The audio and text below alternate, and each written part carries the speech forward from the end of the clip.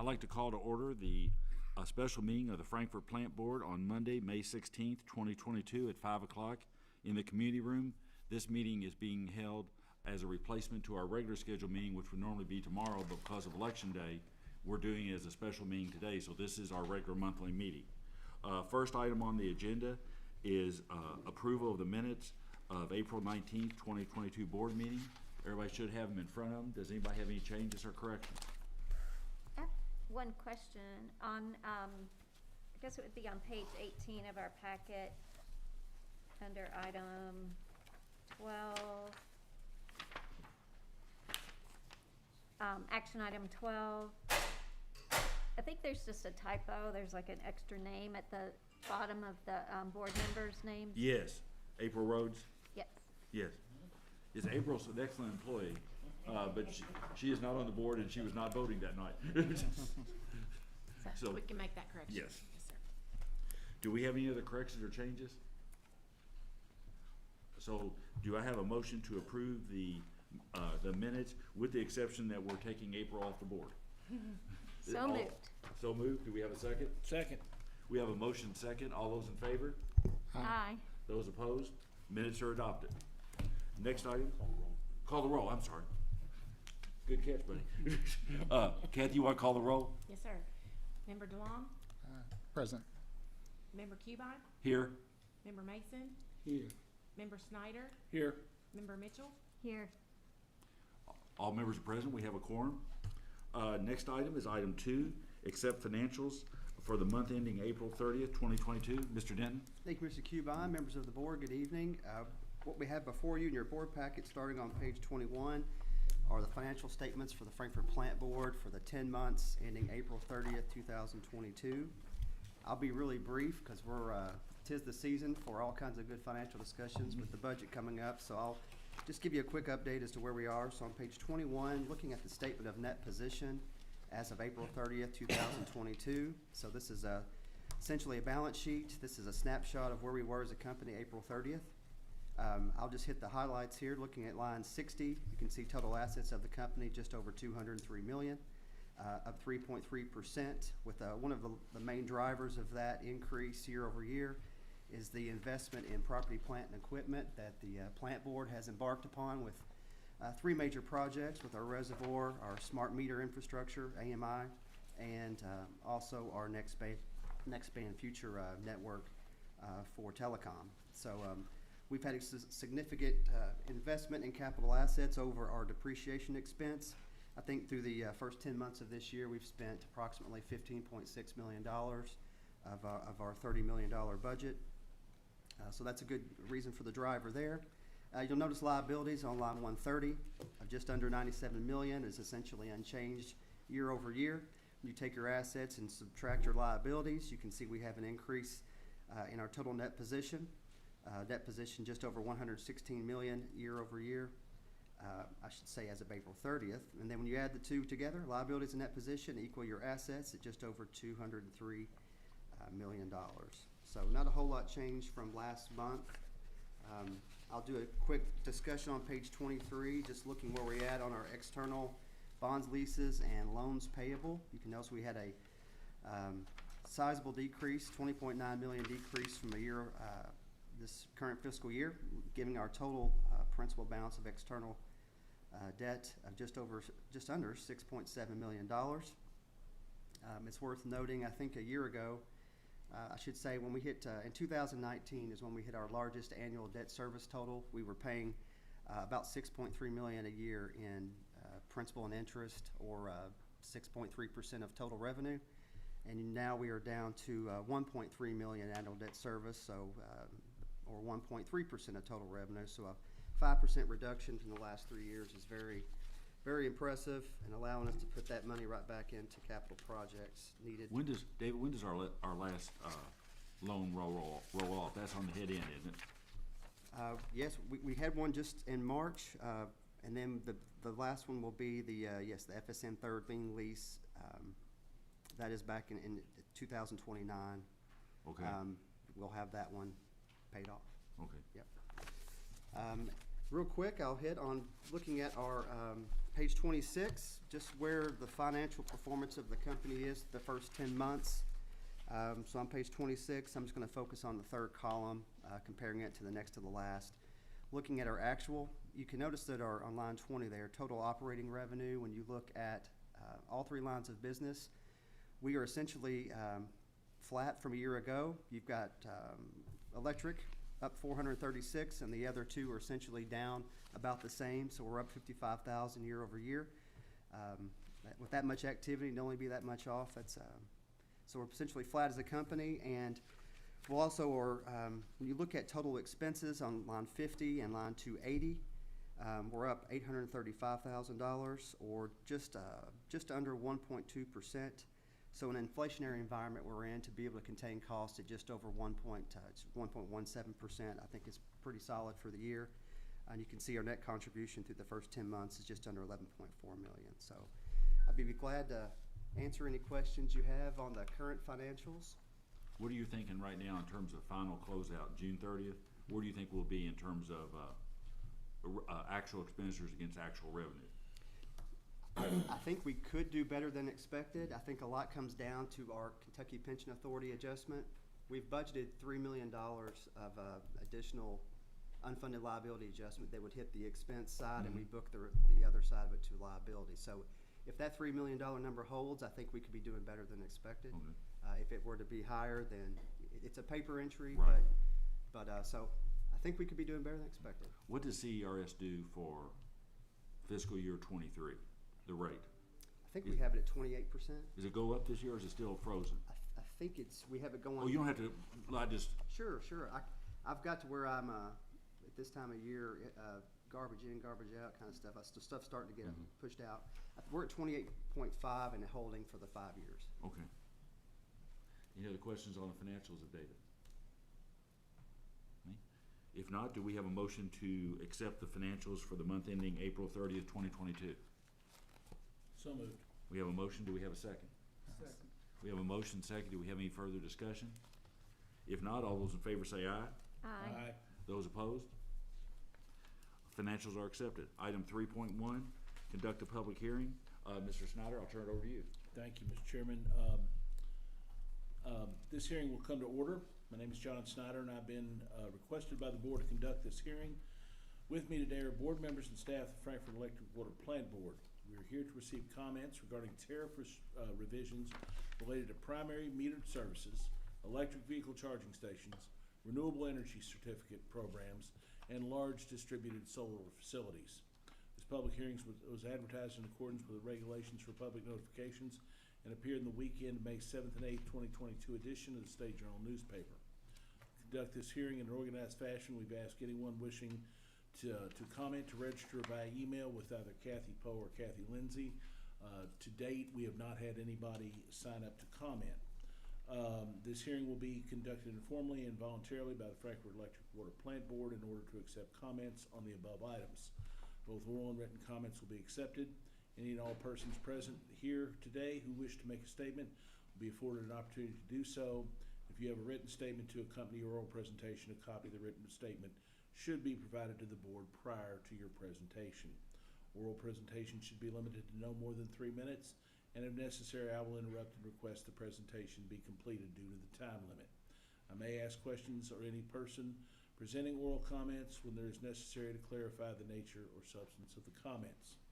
The board reserves the right to answer questions at a later date, and it is the job of the board to fairly consider various points of view and information. We want the public input and involvement, and I hope you do not find our standard procedures restrictive. Additional oral comments after this meeting, if anyone is watching on Cable 10 or on any of our various channels, will be accepted and considered if they're submitted no later than the end of normal business hours on Monday, June 21st, 2022. I want to double check. That probably should be Monday the 15th. Isn't our regular meeting going to be the 16th on 2022? Wouldn't the 22nd be the 4th? Sorry about that. I don't have a calendar in front of me. Just hit me. No, I think the 21st is the 3rd. Oh, it is the, okay. Okay. The 31st is the Okay, so it's actually should be Monday, June 20th, not Monday, June 21st. I'm sorry about that. So it'll be on Monday, June 20th. Yeah, that's what it is, yeah. Yeah. 2022.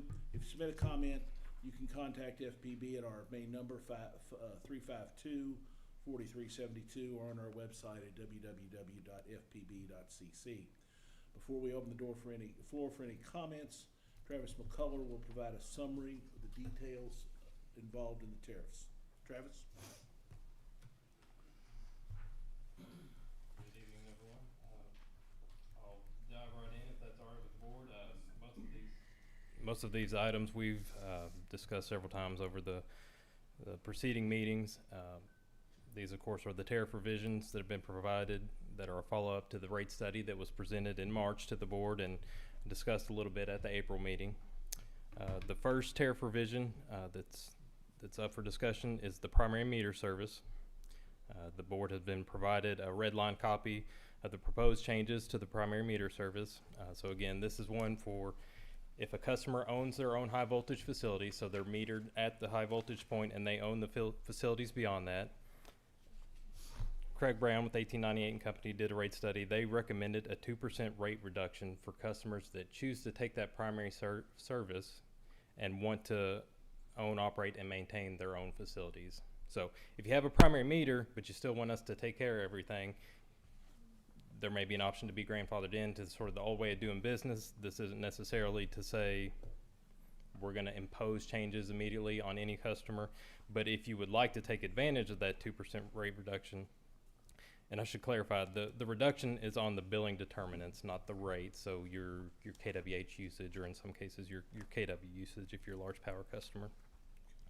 So the way we've proposed the tariff here, if you're an existing customer and you have a primary meter and you want to take advantage of this discount, you would have to purchase your facilities from the board. So that would be primary facilities that have been installed to serve your facility. If you're going to take ownership of them, you would have to pay the board fair market value. We've described fair market value as the reproduction cost minus depreciation.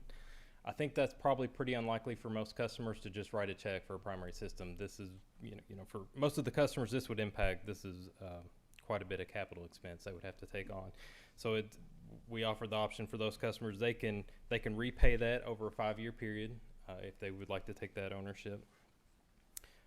Another caveat, one of the items that we've discussed quite a bit, if the customer takes primary metered service, will we maintain those facilities beyond the meter? Under the proposed policy, the answer would be yes, but the customer would have to pay an excess facilities charge, and those will just have to be on a case-by-case basis. We would have to do a study, understand what the operation and maintenance costs are, and then work in an agreement with the customer that wanted that. So again, a couple different options here. If you're a primary meter customer now, you can keep doing what you're doing. Again, we're not imposing any changes. If you are a new customer and you want to be primary metered, we'll come up with a facilities charge if you want to maintain it. If you don't want us to maintain it, you want to own, operate, and maintain yourself, that's fine. We'll stop at the metering point. That'll be the demarcation. Travis, if you're an existing customer and you don't want to change anything, your Right. rate stays, everything stays the same? Right, yeah, we would, I would presume we would just kind of keep business as usual for those customers. If it's not worth the additional costs or the additional maintenance headaches to take on that system, we would offer them the option to keep kind of business as usual. You wouldn't be able to take advantage of that 2% discount, Right. but again, we're not forcing them. Any questions on that one? Kind of a few different options there, but again, we've proposed it where it leaves the customer as many options as possible. We're trying not to shoehorn anybody into one particular policy, kind of lets them take advantage of what works best for them. It also gives us kind of that cleaner demarcation point. Everybody understands who's what. And again, it may be many of these are going to just have to be dealt with on a case-by-case basis. Of course, we want the tariff to cover as many circumstances as we can, but Do any of the board members have questions? Okay, go ahead, Travis. Next one up. okay, sure. Next one for discussion is the value of solar policy. Again, this is for solar customers, generally industrial and commercial, larger solar customers. So if your system is over 30 kW, We propose a limit of up to 1 megawatt. So you have to be in that range of 30 kW to 1 megawatt. I'm not aware of any customers we currently have that would be excluded by this policy, that 1 megawatt cap. So what we propose is we're calling it a value of solar policy. Essentially, it's an avoided cost rate. So we would compensate customers for their excess energy they're putting back on the grid at the savings to the plant board for the avoided wholesale power costs. Again, another item I should clarify on. We're offering it at a first come, first served basis, up to a cumulative capacity of 5% of the single peak hour load. We wanted to put some kind of cap in there so we have at least an option to reevaluate. I don't know that 5% is the end all number that has to be there forever. I'm not 100% certain that's the right number, but I think it gives us an opportunity, if we reach that limit, to reevaluate, to understand if there are electrical impacts to the system, financial impacts, those types of things. So again, I proposed a 5% limit to take advantage of the policy. And Travis, you're at that time, if that limit gets hit under this, you would figure out if we do have system issues or anything, and then come back to the board perhaps with a recommendation to keep that 5 there, or move it up somewhere if you don't see any real problems with 5%. Is that correct? That's correct. That's Okay. the intent here. Okay. Yes. Yep. The other piece of the value of solar policy that I think we'll need to have some more discussion on is the environmental credit. Again, the value of solar rate is determined based on generation credit, demand credit, transmission credit. Those are our wholesale power costs that essentially we would pass on to the customer. We've had some discussion about an environmental credit. Again, there's not necessarily a wholesale savings piece that we could tie this to. Some utilities that have done a value of solar policy have done something similar to those. So it's proposed as 0 right now, but again, that potentially could be up for discussion. One of the items we talked about was using a renewable energy credit, or REC, as a benchmark for that. One of the questions that came up at the last meeting is, how do we treat the ownership of the REC if we do that? Based on the research I was able to do, the ones that I could find that clearly stated they have an environmental benefit credit, the presumption is they then own the REC. The utility takes ownership of the REC if that's the case. So I think that's one caveat we need to be careful with if you have a customer that doesn't necessarily want to transfer the REC to us, making sure we don't have a concern there. So again, as of right now, the value of solar credit is at 3.365 cents per kilowatt hour. That's based on wholesale power cost savings. Any questions? Yes, sir. I assume that would only be on overages that roll back across the meter. So really they are selling the power back to the plant board in a way. So Correct. Yeah. the green attribute coming with it makes logical sense, because they wouldn't try to be claiming that above and beyond. Well, they might be. It depends on how they do it. Yeah, to your point, that's the way I understood the policies that I was able to find. Some states have mandates, which of course makes it a little easier. Everybody knows kind of going in what that's got to be done. But yeah, I would assume that if we're purchasing the energy and giving them a credit for that REC, then essentially yes, I think it's fair to say we should own that REC.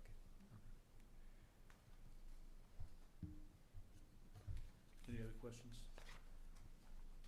Travis? Oh, good. Okay. Next, electric vehicle charging stations. I'll start with the level 2 chargers. These are the ones we have 3 in the system now that are existing. There's one on Olive Street, Juniper Hill, and the Farmers Market.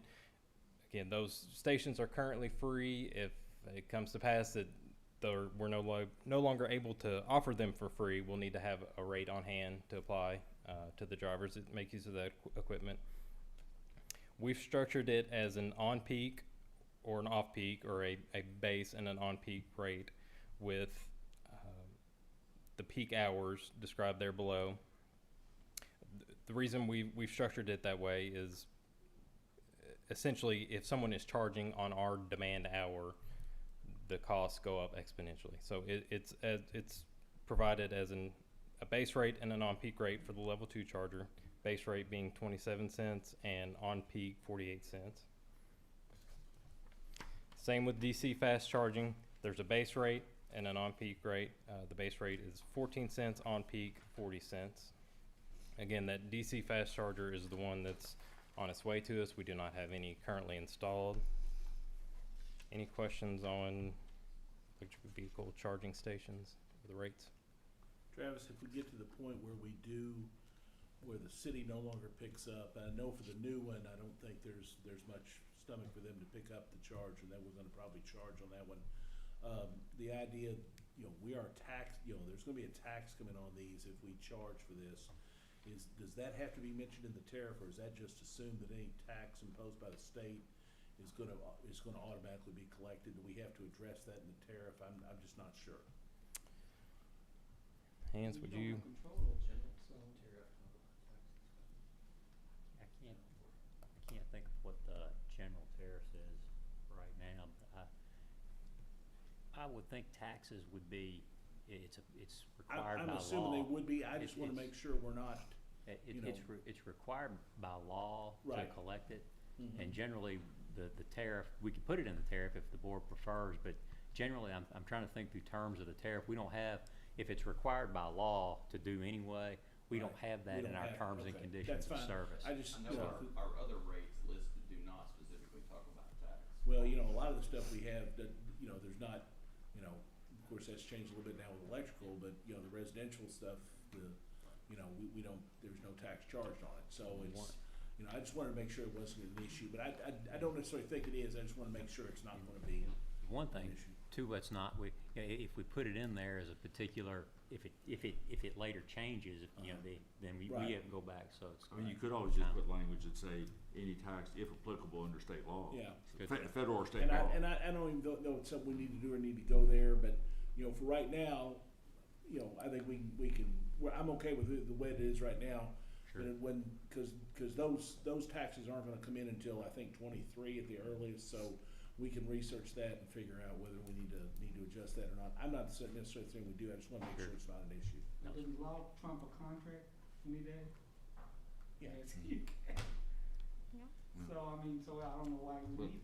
A little applicable language could cover it all. I'm Well, sorry. and I- Just a like I little said, applicable language? Sure, yes, I don't it's even know always if we good. need it, Yes. I'm just raising the question. But it would be nice for essentially a customer to know Mm-hmm, that there might also be taxes on top of there and not be Yeah. shocked. right, so. I have one question about, on the high voltage or the high speed, if people overstay their stay, they can get charged a penalty. I assume that's not in our tariff, that would be sort of the city applying that penalty, or how would that work? Yeah, that is a good question. There's lots of ways that you can do that. My thoughts are essentially we would rely on the software associated with the charger to handle that. If you stay too long, you're going to get cut off. If you, that's a good question. If you park there too long, we could. There's nothing in here now. We could down the road, perhaps if that is a problem, explore an hourly base rate per hour that you're sitting here, no matter how much energy you use. Again, this is just a cost recovery rate, so it doesn't necessarily include those things. Perhaps that's something we could, if need be, address in the future, or we could Okay. add one now if necessary. It could also be a law enforcement thing, right, where those funds would go almost like a traffic ticket. We have asked the city about enforcement. They seem to agree that because of the cost and the benefit to drivers, especially with the DC fast charging, that some kind of parking enforcement will be reasonable.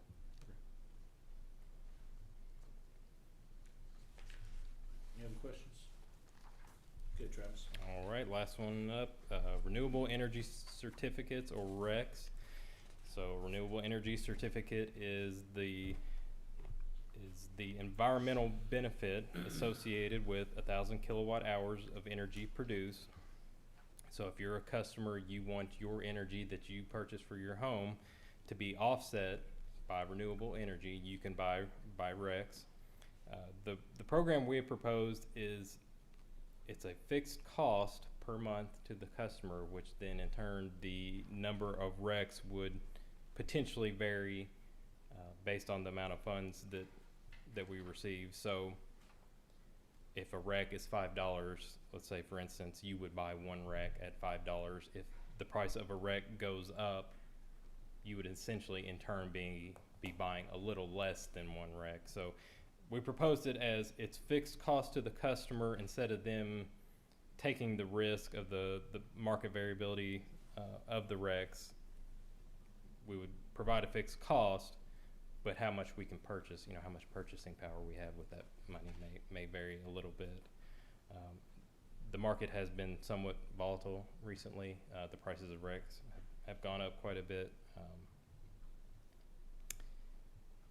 Any particular questions on that one? Oh, I'd also like to point out, we're offering this as a service to our customers that want to take advantage of it, that it would be simple. We can just apply it to the bill. Of course, if this option doesn't work for you, customers you can buy recs yourself. You don't necessarily have to go through us just because you're our customer. If you want to go buy your own recs, of course, you have every right to do so. Any questions? We don't have anybody here signed up to speak this evening, but anybody who is watching and has any comments about any of these issues, this is on the website.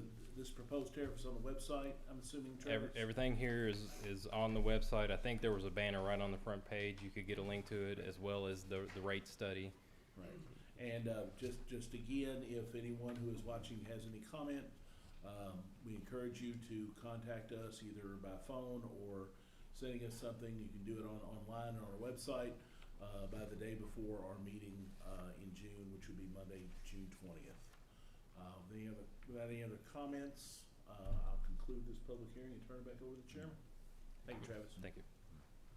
Okay, next item, number 4. Ms. Jennings, do we have anybody signed up for any comments? No, sir, we do not. The next one, item 5, departmental reports. Yes, sir. Mr. Chairman, the first department we'll have today will be the Telecom Department. The Telecom Report is on pages 103 to 106, and we have tonight the Assistant Superintendent Shane Holt to give you the report for Telecom, and he'll also cover an update on Nextband for you as well. Thank you. Hello. Trouble call is down for the month compared to this time last year. We did have a couple of outages over the past month. One of them was in Node 64, which is Owington Road, Bell Lane area, and that was a bad power inserter. The other one was Node 66, which is US 421 Whispering Pines area, and we lost a secondary feed to the power supply, causing a temporary outage. As far as Nextband, we have splicing crews, aerial crews, and underground crews still in the area. Splicing crews are in Node 36, which is the Crestwood area. Aerial crews are placing fiber in Node 10, which is Landings Drive in Centennial. And then underground crews are currently working in Silver Lake. They're about to surpass the 50% complete mark in that neighborhood before moving on to the next. Other than that, I'll be glad to answer any questions you guys have. Shane, if I'm a customer out there, and if I want to know if my neighborhood or my area is hooked up yet, Yes. how do I find that out? If I want to know if everything's done in my area and I want to sign up, how do I know if my neighborhood's done? Probably the best thing, we've been pointing people towards the nextband.com website. If you didn't have anybody you could ask directly, if you didn't call the main office, you could always look that up. That allows you to place your name and address in there. Okay. I'm pretty sure Kathy Lynn might be able to, I think if it's serviceable, it lets them know right then.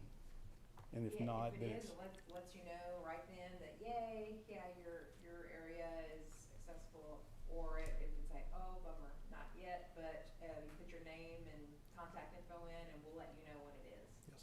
Okay. Yep. Any questions of Shane? I have one question. What is in-home wiring? Is that mostly the customer's problem or the?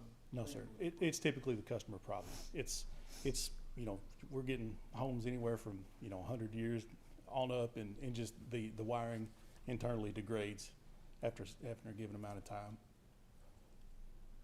So do we fix that problem? I mean, obviously at a cost, but do we Yes, yeah, we do. We offer that service. Yes, we can do that, or we, if they want to contact an electrician or do it themselves, they're more than welcome to do that as well. Thank you, sir. All right, thank you all. Okay, next we will go down the list to customer service. And, that report is on page 107 to page 110. And tonight, the customer service supervisor, Cassie Estel, will provide that report. Good evening, members of the board. As Vince stated, our reports are on pages 107 to 110. The highlights I think that we've been hitting on for you all to be aware of is that our payment arrangements or our holds continue to go down. Those are at 390 for this month, so that's down significantly. We continue to grow the ACP program. There's approximately 500 customers participating in that right now. To touch briefly on your next band question, once that customer enters that order into Kathy's website that they've designed for us, her and her team, the next day the customer service department gets those every single day, and we disseminate those to have orders placed for them immediately. So they're contacted the next business day after requesting that to start that process with them. And Kentucky Housing continues to send us funds. They have opened up another grant for homeowners. I think we talked about that last month. But we are continuing to still receive funds from them. We're at a little over $850,000 received from them. So agencies still, Bluegrass Community Action, still helping people with normal stuff also. So anyone who's struggling, just feel free to reach out to those agencies still. Any questions anybody have? Would this be enhanced? Tell me if it's all right to ask this. We had talked very briefly about if we still have a very low number of people who are eligible for the federal program on helping pay their internet compared to who might be eligible. And we talked about if people, maybe a different approach at outreach or whatever, would be to tell people, because there's a lot of people for whatever reason who either A, don't think they're eligible for whatever reason, can't believe they're eligible, don't want to take it or whatever, but that if people, correct me if I'm wrong, Kathy, and can we talk about this, Hans? Yes, sir. If people wanted to, before I step the next step into this, if people customers wanted to sign up for the program, which would give them a $30 a month discount, and they didn't, like I said, for whatever reason they didn't feel like they were eligible or take or whatever, they could turn around and sign up to have $30 a month taken out or donation towards winter care, and that would make their bill net zero difference, right? Yes. And I think, Gary, you came up with the figure that if what percentage, we could basically, without a very high percentage, we could raise what, about 1.8 million a year for winter care? It depends on how many customers we talk about. Really, if we say $30, if we say 5,000 customers, then times 12 months. Okay. And how many customers are eligible? We really don't know exactly, but we believe every household they have children in the middle school or elementary school in Frankfurt or in our county, they probably eligible. And right now, how many people do we have that are signed up for that program? We have 500, and that's stayed pretty consistent. We haven't had a lot of growth in the last few months. So basically, I mean, if customers are interested, we could raise an incredible amount of money for winter care with federal funds, and it wouldn't cost our customers anything out of their pocket than what they're already paying. And they could in fact donate to the program. Is that fair? Yes? Yes. Yes. So, yeah. I got a question. Yeah. Chairman, Cassie, you said our holds are down, our payments are down. Overall, David, where's our kind of long-term debt? Where is that? Is that back to normal levels completely yet, or? Yes, sir. Prior to pandemic, we were around $780,000 a month. We would roll month to month in past due accounts, and we're just a little over $1 million right now. So we're almost down to where we were pre-pandemic. Yes, sir. We're about $200,000 off of that. So, and as these holds roll off, that continues to drop. That's all. And then a question's come up a couple times. Cassie, say if I'm $500 in arrears, then, you know, there's electric, there's water, there's the telecom charge, Frankfurt sewer, taxes. I'm down 500 total bill. Mm-hmm. And I come in and I want to apply $100 to it. Where does that $100 go? Prorate against all the charges, or where does that first 100 go? Our tariff requires currently that that's prorated against all services Equally. The Okay. only exception to that is if a customer already has a commitment from an agency to pay the electric or to pay the water. Say Bluegrass Community Action has said, we're gonna put 100 towards your electric, and that takes care of all your electric, then your payment is then dispersed to your remaining services. Okay. So that's the only exception to that currently, yes, sir. Okay. Any other questions for, okay, thank All right, you. thank you.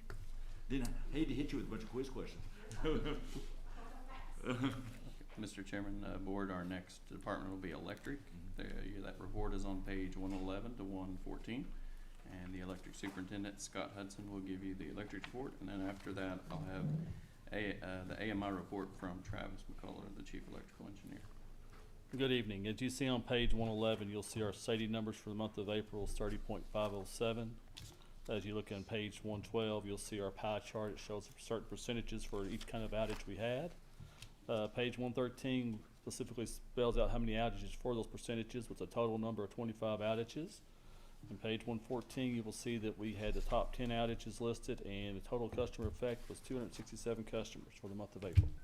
Be happy to answer any questions. Any questions?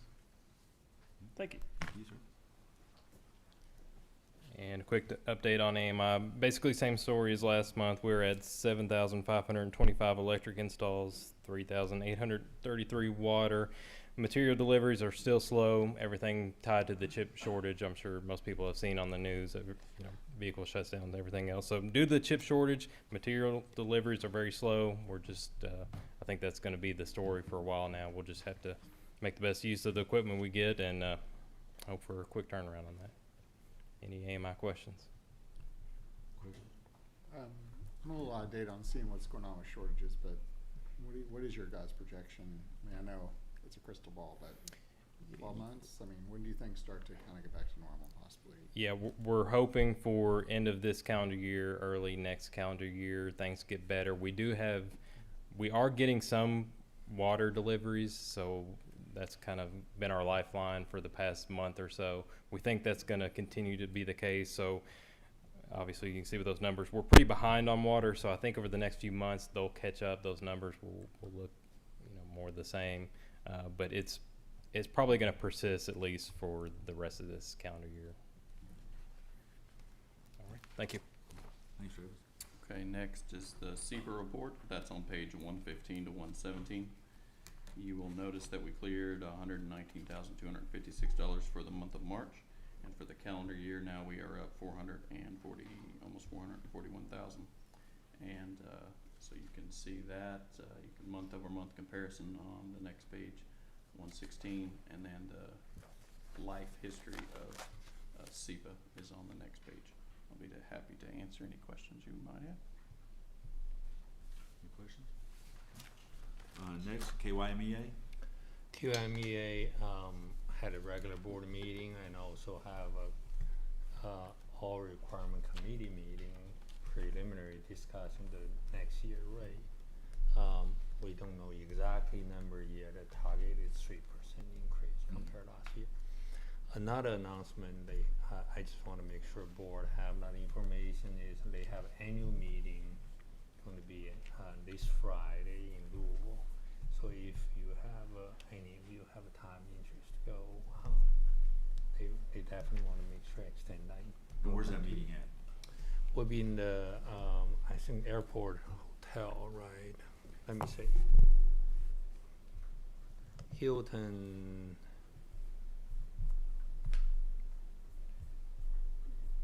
It is at the Hilton Garden Inn, Yes. Louisville Airport, 2735 Crittenden Drive. Yeah, it's right near the fairgrounds. Fairgrounds. Yeah. What It's time does that start? 9 o'clock. in the 9 morning. o'clock. Yes.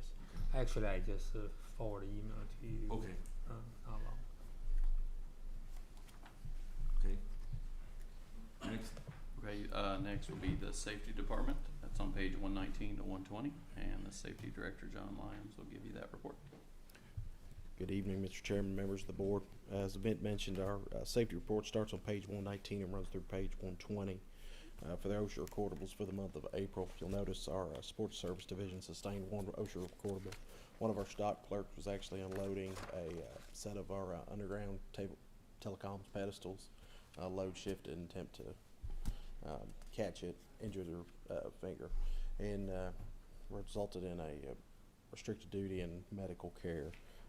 If you turn to the page 120 on our vehicle accident reports, sir, you'll notice our telecoms, specifically our security division, one vehicle accident, animal causation, resulted in minor cosmetic damage, no employee injuries. Happy to answer any questions. Any questions? Thank you, sir. Thank you. Okay, next, Mr. Chairman of the board, will be the water distribution department. That report is on page 121 through 123. And Distribution Superintendent Brian Bourne will give you that report, and he'll also give you an update on the reservoir project. Good news on the reservoir. Good afternoon, Board, Mr. Chairman. The Water Distribution Monthly Report is on pages 121 through 123. We installed 8 new services. We had 0 main breaks and 0 outages, so we had a really good month there.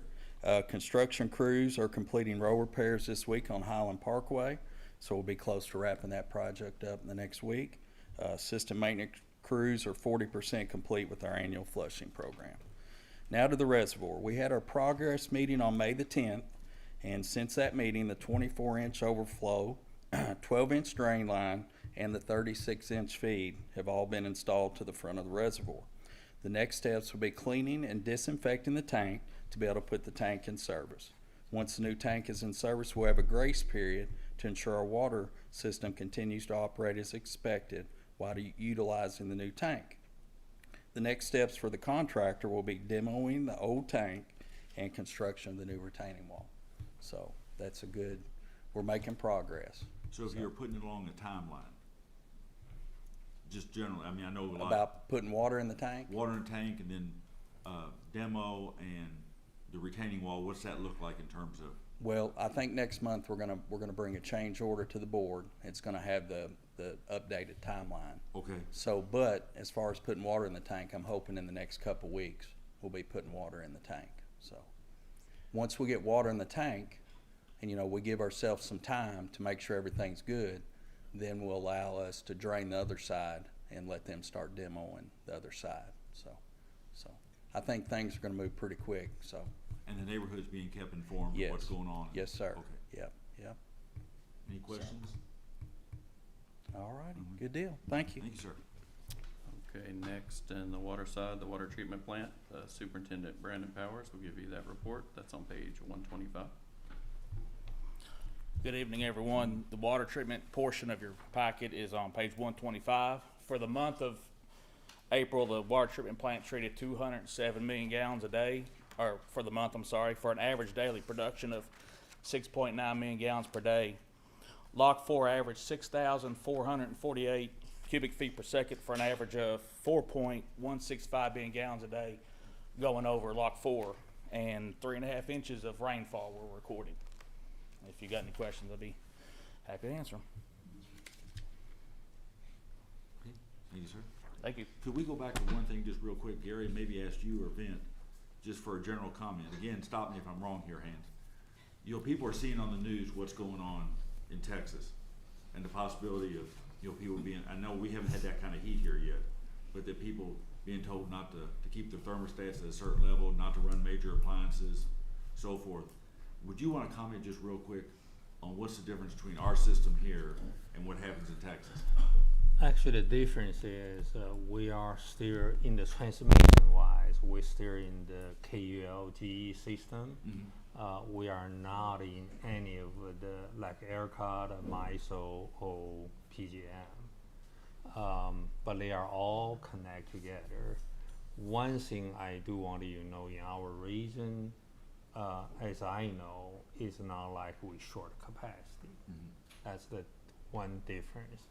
The second part is KYMEA has a long-term agreement for all the capacity we needed for all the members, which is, I believe, is a fairly conservative compared to our peaking load. So we have enough capacity to handle all our load. On the separate one, if we just you want to know the difference, on the you talk about emergency operation. Right. If something happened in that scenario, actually KYMEA had an emergency operation plan. They just approved it. They've been reviewed for the last 2 years, but the process in place is if we are under a lot of restrict plan. For example, the notice come from KU, LGE, say we have a limited power supply, then you start to reduce your capacity. They only notice us under the condition the system not going to stable anymore, which is we didn't see that for anything happen last 4 or 5 years, not even very close. Under those conditions, they will notify each member, that include us. Say based on KU for the system reliability, they will say how much you need to start reduce the load. And our operation already have a certain priority based on the customer really need it. For example, we have to keep a critical load in place, like a hospital, like our own safety, the downtown, you know, that's as a highest priority.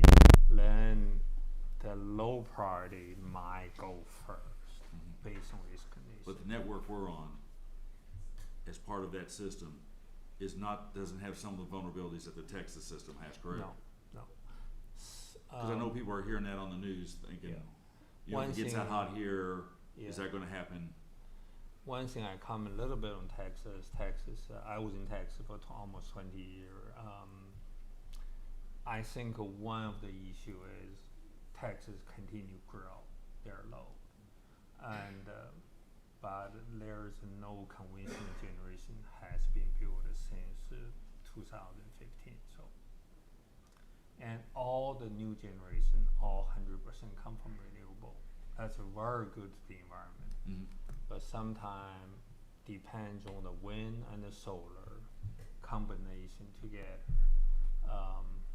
Then they have a certain time have a shortage, just like happened last round in the winter. Winter time. Yeah. But their real shortage could be come from summer, like we say. I just wanted to add that there because I know people are hearing about that and wondering did that happen here? Does that affect us? I didn't say in Kentucky, I mean, one can put on more comment, but I really didn't see near future in our region, we have a lot of shortage compared to our regional load and the capacity compared these two. Is that correct? That's correct. Yes. Yeah, I don't think we saw any, so I don't expect we will see. I appreciate, I hate to ask you that off the cuff there, but I think, people do turn on the news and hear it, and so. Okay. The last one is the knock.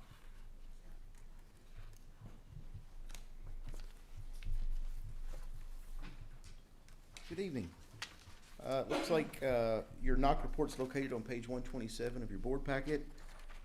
In April, the NOC handled a total of 1,899 phone calls, and the locate department is busy as usual this time of year. For April, they did 726 locates. Actually, they had coming in this morning over 100 from the weekend on the books. So it's weather, nice dry weather here, semi-dry, so things are busy. So year to date for the fiscal year, that's 6,168 locates across 3 utilities, is a little over 18,500 locate utilities. So. And the 100 calls you had coming in the weekend, and you have to turn those how fast? About 48 hours. And I can take the next hour and go over each one of those with you guys. If you want me to. I don't mind at all. A lot of them were landscaping. I saw a bunch for one particular pipeline company. So there's gas projects, obviously internet and fiber projects, lots of large projects. That's what a lot of them are. So, and that'll continue, you know, lots of construction. So. Any questions? Okay, thank you, sir. Vin, any other highlights on the operational side? No, sir, that completes the report. Okay. Number 6, action items. Item 6.1, consider accepting water cost of service allocation study as of June 30th, 2021, and proposed customer rate design. Gary and Gannett Fleming. Yes, I will really make it short. David Daniel have been help us spend a lot of time with our own staff and also the consultant help us. We don't take this very lightly at all. It's so important because we are a business, not a for-profit. So it is how do we make sure we are based on cost, cover our costs. It's very important. Well, I probably turn over to David to do more introduction of our guests and highlight the point. Sure. I'll do a little background. The last time the plant board did a cost of service study was in 2016. We used Gannett Fleming, who we've had here with us tonight. We have Connie Heppenstall and Greg Herbert here. They'll present the study in a few moments. In 2016, the result of the study came back that we did have revenue falling short of our revenue requirements.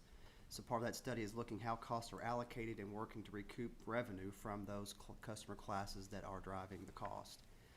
We came back to the board with a 5-year plan of rate implementation that would start in August of 2016 and run through 2021. So a 5-year rate track. We end up only implementing 3 of those 5 years of rate changes to our customers because there was a delay in the reservoir construction. So that was a significant project that was not need to be funded, so we did delay the last 2 years of rate increases. So back in November of 21, the board approved agreement with Gannett Fleming to do a now updated cost of service study. So that's what we're here to present to you tonight. So like I mentioned, we have Connie Heppenstall and Greg Herbert from Gannett Fleming, and I'll go ahead and turn over them to do a little presentation of the current report, and then we can go with questions from there. Great. Thank you, David. I'm going to share my screen. That's all right.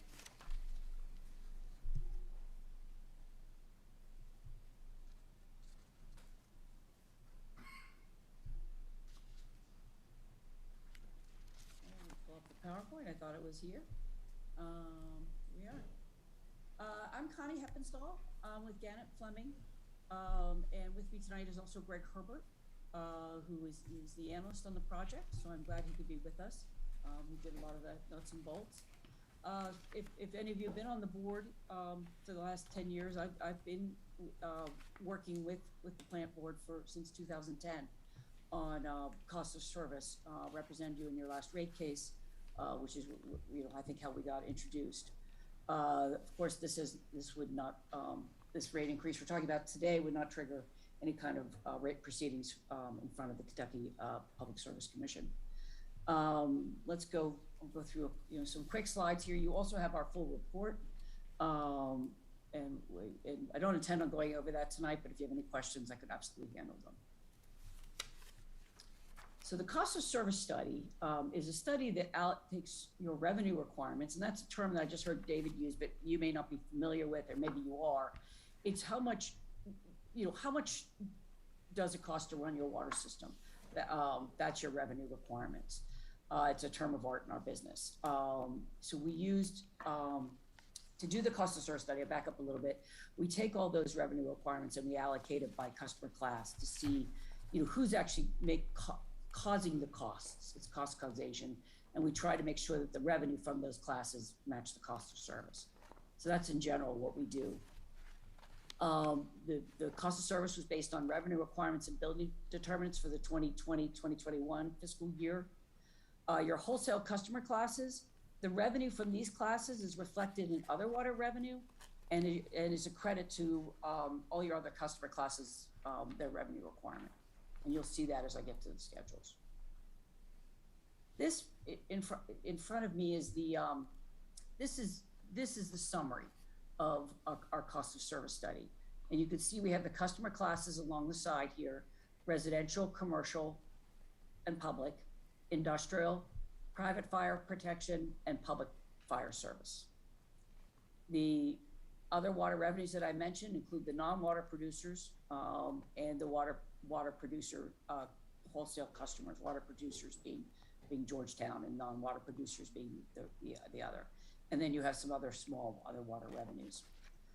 This cost of service, this is the revenue requirements we just talked about. It's $12,269,600. But what's interesting is to look at the percent too. You look at the percent of the, how much of the residential class, how much is the residential class responsible for that, for your cost of service? 55.6%. Then what we look at that, and then we look at revenues under present rates, and we can see that they're bringing in 52.2% of the revenue. So slightly under where we'd like the residential class to be. And we do that same analysis all the way down to see who's paying their fair share, who may be paying too much. Column 6 are the revenues under step 4 rates. We have moved slightly, you can see, toward cost of service for the residential class under the proposed increase, up to 52.9%, from 52.2%. The same with the commercial and public classes, they're paying a little bit too much, bringing them to 37.3%. And these proposed rates, I'll go over, with the rate structure that produces this money that matches, your needs. And again, this is step 4 rates. We assume that the plant board will implement these rates over 4 years.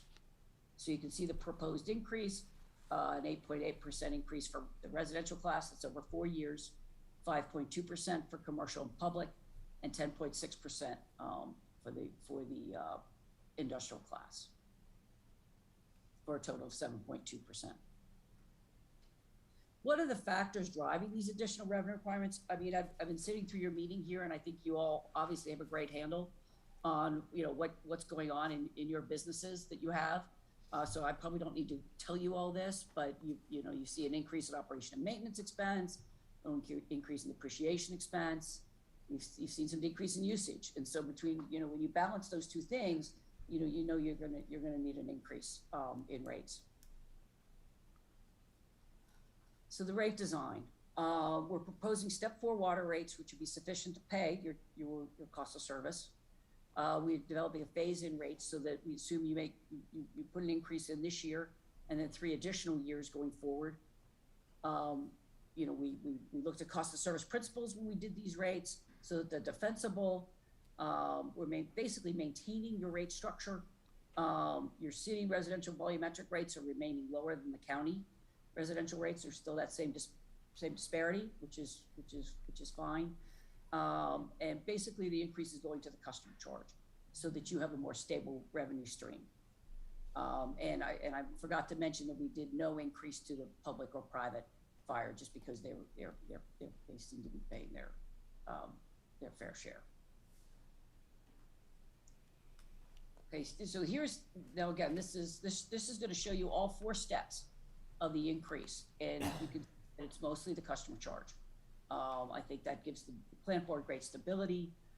It's still not a very high customer charge. This customer charge meaning your fixed charge. Every month everyone pays their fixed charge. Had no increase to the residential or commercial. These are the volumetric charges, no increase to these, except for the industrial class. I want to increase the industrial class volumetric rate a little bit, because a greater part of their bill is the volumetric rate, where your residential class, it's a greater part of the bill is the fixed charge. So in order to balance out the cost of service, we wanted to do a small increase over 4 years to the industrial volumetric rate. County rate design, same thing, currently the same, the same structure for the customer charge. Again, not raising their volumetric rates for residential and commercial, but a 10% increase over 4 years for the industrial volumetric rate. Basically, the outcome of this, and I think David mentioned it, is 64 cents per month increase for each year for 2022, 23, 23 to 24, et cetera. What I think is very always important to the plant board is where your rates align with Kentucky American. And you can see under present rates, your both your county and city are below the Kentucky American rate. And even in 4 years under step 4, they will still be below the Kentucky American current rate. That probably will not be that rate in 4 years, as you know. They'll probably be going for a rate increase at some point in the near future. I don't know. But so even in 4 years, you'll be well below their rate. So again, we recommend the increases we align. And I was talking to David about this. And again, what happened, last time I was here and we recommended these increases and then they weren't implemented because, the reservoir, your projects were delayed. I really think that you really need to look at these rates every year, just especially in the inflationary environment we're talking about. You should revisit, because what I'm projecting out even 2 years or 1 year may not be the case. So I think, this is my recommendation now, but I really think you need to keep looking at these rates and be aware that this may be a place where maybe we'll need even more than the increase that I'm projecting at this point. Hopefully not. Sorry, that was a lot, but I know you have a busy meeting. Can I answer any questions? First, I think it'd be helpful for the board and for people watching. What is your all's qualifications, experience in doing these types of studies and doing this type of work? Thank you. Yes, what Greg and I do all day, every day, are rate studies, mostly for water and sewer. We do natural gas. We do it for a lot of municipal businesses. We also have I testified in front of the Kentucky PSC and probably 10 or 12 other states for regulatory purposes for cost of service. So basically, this is what we do every day, in and out. And I've been doing it since 2006. And Greg, how long have you been with Gannett doing it? Since May 2017, so 5 years. 5 years. So I apologize for not starting with that, with our qualifications. But that's who our Gannett Fleming itself, though, is an engineering firm. We're a small piece of that called Gannett Fleming Valuation Rate. Where we're 15 and this is all we do. So. Let me just ask one other thing, then turn over to the rest of the board for questions. As I understand, kind of bottom line, is in 2016, the board adopted a long-term plan to adjust rates, and they did it for about 3 years, and then suspended it or deferred it to match more with the construction of the reservoir in terms of that final construction plan. So now that's coming in, and we need to take a look at those rates. And this proposed rate increase, of course, in a time of inflation, nobody likes to see this. But basically, we're talking about 2 cents a day is what it would cost the average customer, this increase, in terms of making these adjustments. So we're looking at about a 2 cents a day increase per customer for the customers. And I think it's also important to point out that when we're doing this, we sell wholesale to Georgetown, Water Districts, Peaks Mill, so forth, and Forks, and that in no way is that selling that wholesale causing any kind of rate increase. In fact, if anything, it actually probably saves our customers, what, Gary, about $500,000 a year? Because we're treating that water and selling it, that's extra revenue we're getting that, in fact, it reduces, our operating is there, but it actually brings in additional revenue to offset our operating costs. Because 90% of the cost in the water is a fixed cost. Mm-hmm. So I think David helped me study it. Assume today we don't have any wholesale water, what our retail rate would be. I think his number so is a 20% increase. We did not have those wholesale customers today. Yes. So in fact, the wholesale actually is getting our customers in this county cheaper rates. And the other thing I think to point out, and we're going to deal with it here in the agenda in a few minutes, is we'll have to revisit this, as she mentioned, because alone what we've been spending, about $500,000 a year on chemicals. And this next year, we think we're gonna go, what, up 350,000 on chemicals just because of price increases? And we don't know where that ends. So, turn it over to the rest of the board at this point for any questions to either consultants or David or the water staff. I have a couple of questions. Yeah. It's maybe to you all. Explain to me why the county's raised, I think you've done it before, but why the county rate for residential is more than the city. From a fundamental, we've had that, this has been the way the rates have been structured at FPB for a very long time, and we have worked to move those closer together, but, you know, it's a difficult thing to do for the city customers. If you were to move those together, it's a very large increase. But there's no more expense for offering it to the county than it is to the city. Connie, would you have anything to, as far as from a technical standpoint, on the allocation of costs between the city and county?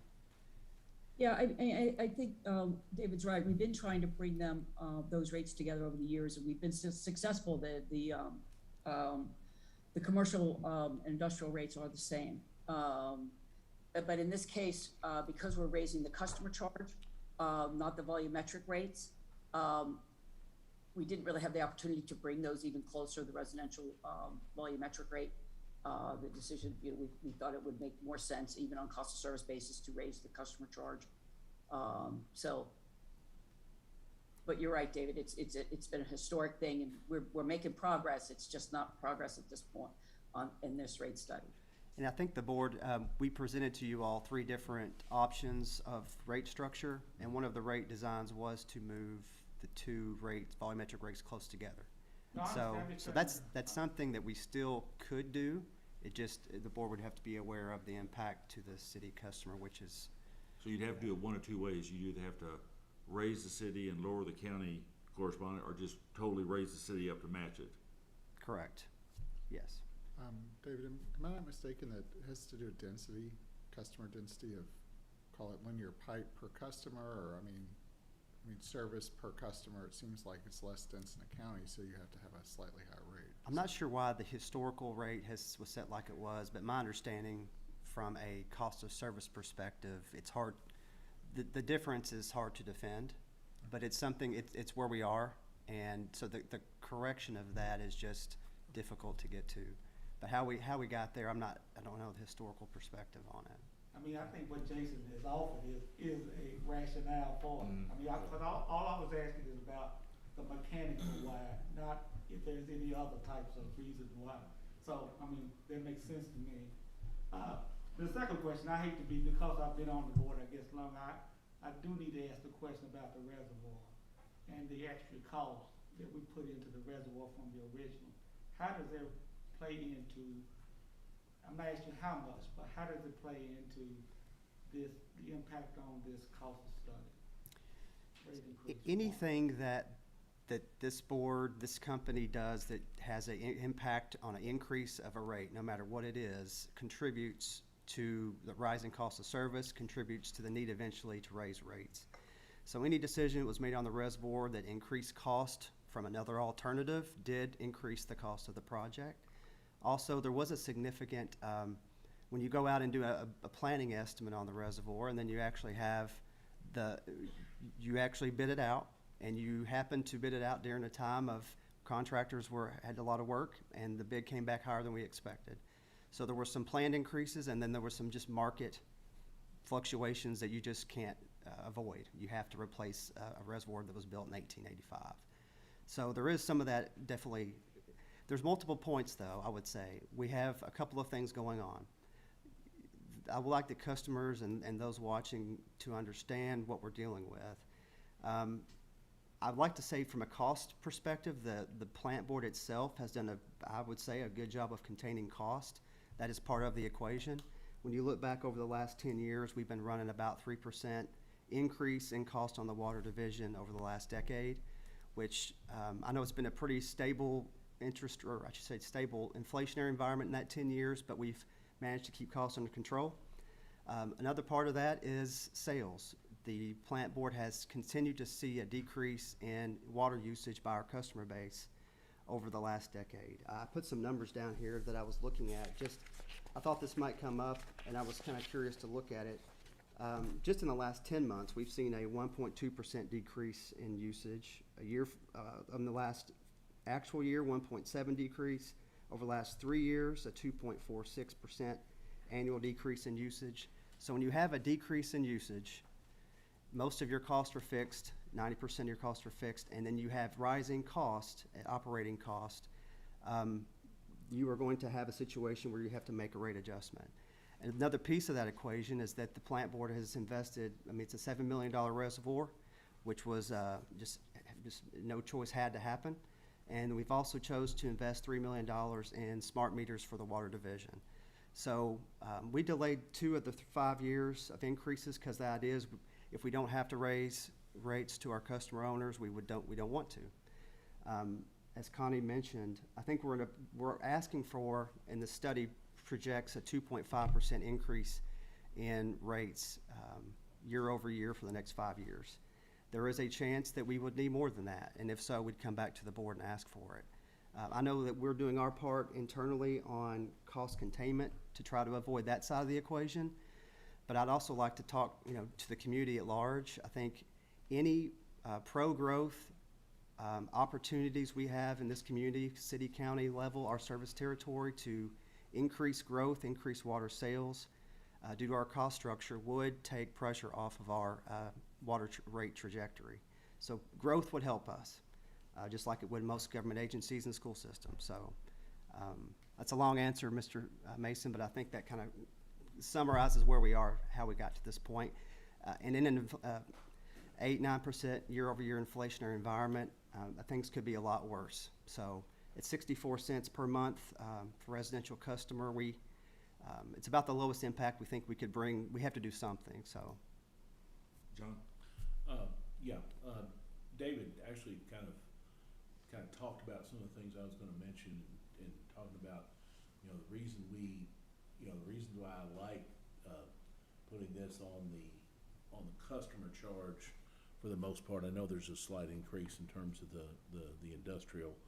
A lot of times with the residential and appliances are using less and less water. People are using less and less water. Shower heads and toilets and dishwashers and all sorts of manner of things are becoming more and more efficient. You've got a situation here in Frankfurt where you've got large state office buildings that are they're lucky to be at half capacity. So, you're at the point where you used to have 10,000 people in a building. Now you're lucky to have 3,000 or 4,000 people in a building if you got that. So if the water's just not getting used, and it makes so much more sense to me, and I understand the study, to put that on to the customer charge rather than some kind of volumetric rate, because I don't think the volumetric rate, absent growth, the volumetric production we're not going to sell more water unless we grow. That's the only way we've got to do it, and I don't think we can hinge our future on an increase in the volumetric rate. So that's. And I guess the other situation is bottom line is water stands by itself, electric stands by itself, telecom stands by itself.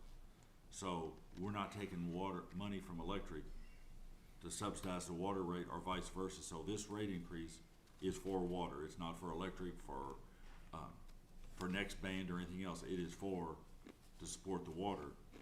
And like I said, I don't think anybody in this current economy is looking for ways to increase costs, but to have clean drinking water reliable for 2 cents more a day is not a terrible investment. And as John said, if we could sell more water, unfortunately our fixed cost, would you say, Gary, is 90% of our charge? It costs X dollars to run the treatment plant to make sure the water's clean, deliver it, keep the lines.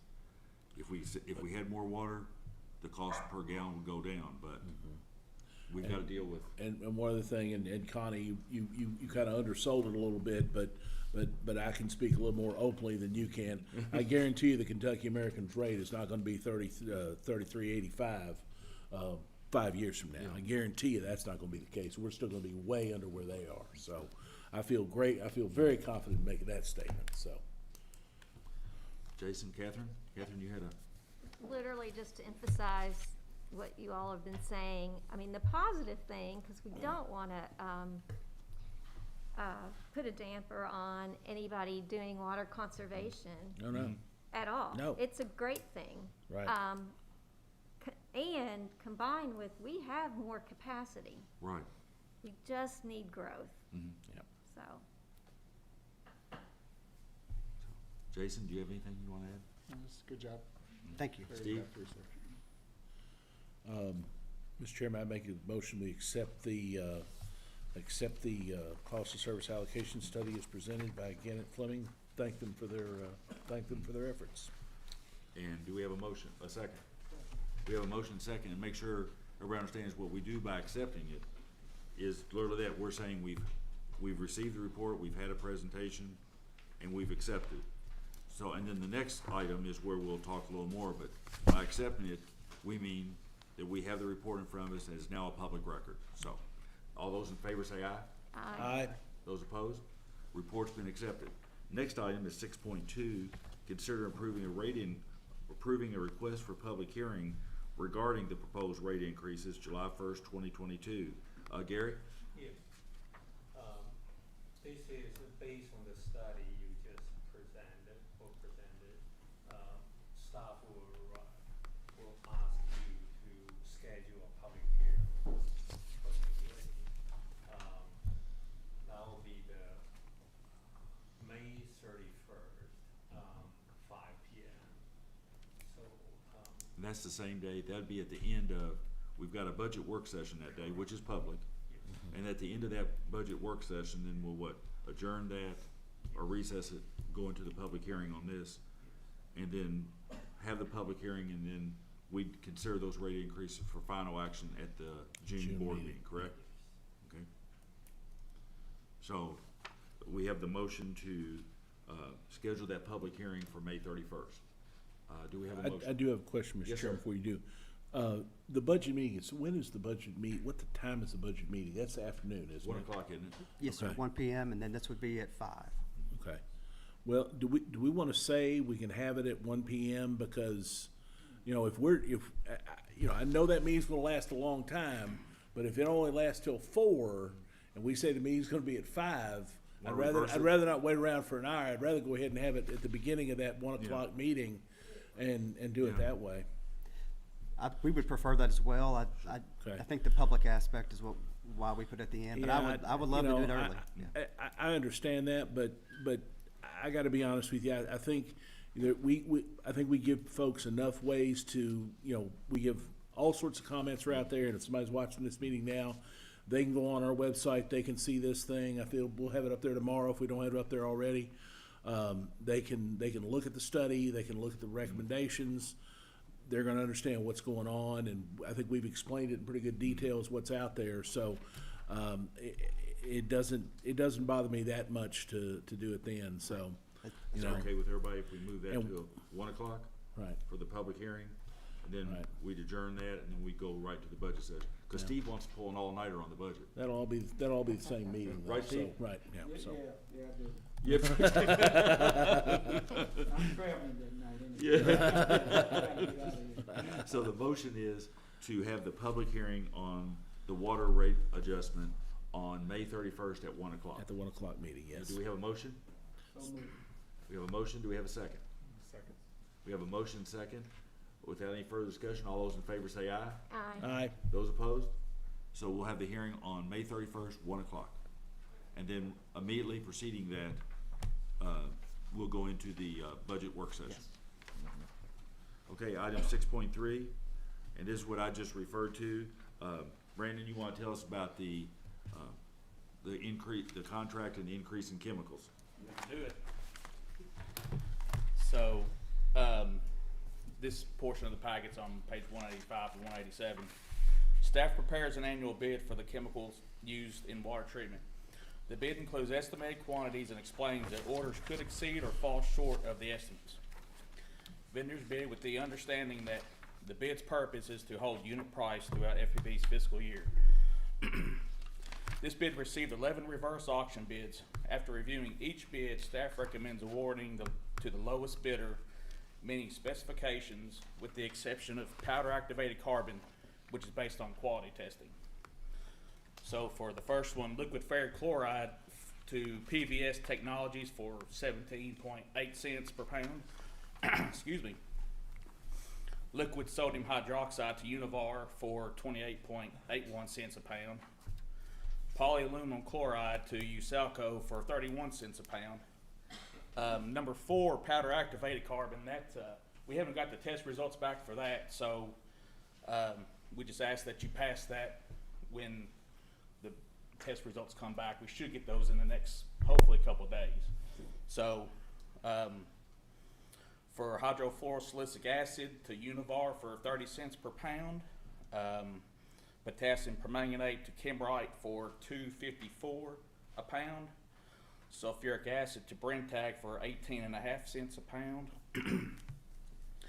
Zinc orthophosphate to Chemical Resources to $1.23 a pound.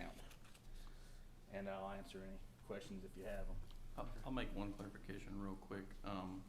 What Brandon's talking about on the powdered activated carbon is based on a test as which one is more efficient at removing the items, and that test has not been done. So I think what we're asking tonight is the board pass, if they approve this bid, 1745, that the board would make the note that they would pass that with the stipulation that once we receive the test on the powder activated carbon, that we choose the best test and move forward. You want to do it that way, or do you want to put it on the agenda for the 31st? And that would be the other option we could do. We can move it to the 31st or even the next month. June, I'll be coming back for the salt for that. I mean, so is it time anyway. sensitive in terms of locking in a price?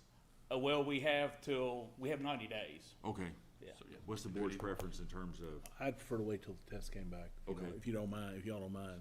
No, So the that's fine. motion would That's be. fine. We're just waiting on the test. They're having a problem with their test equipment. Sure. So So the motion would be to approve these bids. yes. And on the powdered activated carbon, that would be put on, assuming the test results are back, to put that on the agenda for May 31st. Well, I could do it May or June either. Whichever one you. Okay. Whenever you have it ready, whenever you're ready to present, it's fine. Okay. Either All one's right, fine. That's fine. Okay. So do we have a motion? I do have a question. Yes, sir. The sodium chloride is got, there's some asterisk next to it, but there's no footnote on that. Is that one that we have to hold over and rebid, or? For the sodium chloride, when we did our original reverse auction bid, we didn't get a response for that. Okay. So we went and put out a sealed bid, and we Okay. didn't get a response again. So there Okay. was some miscommunication between somebody handing something to somebody. So we'll actually You'll bring open that- back bids on that one then? Yes, that bid will be Okay. open on Monday. Okay, That, good. So Good, all right. Sorry, I just have a question. Sure. Okay, keep it brief. You know, obviously, I know nothing about water treatment chemicals, so I just have a question. Are these really just, you're picking the lowest amounts, but are these really apples to apples? Like, there slight deviations in the chemical composite, or are they all meeting a national standard?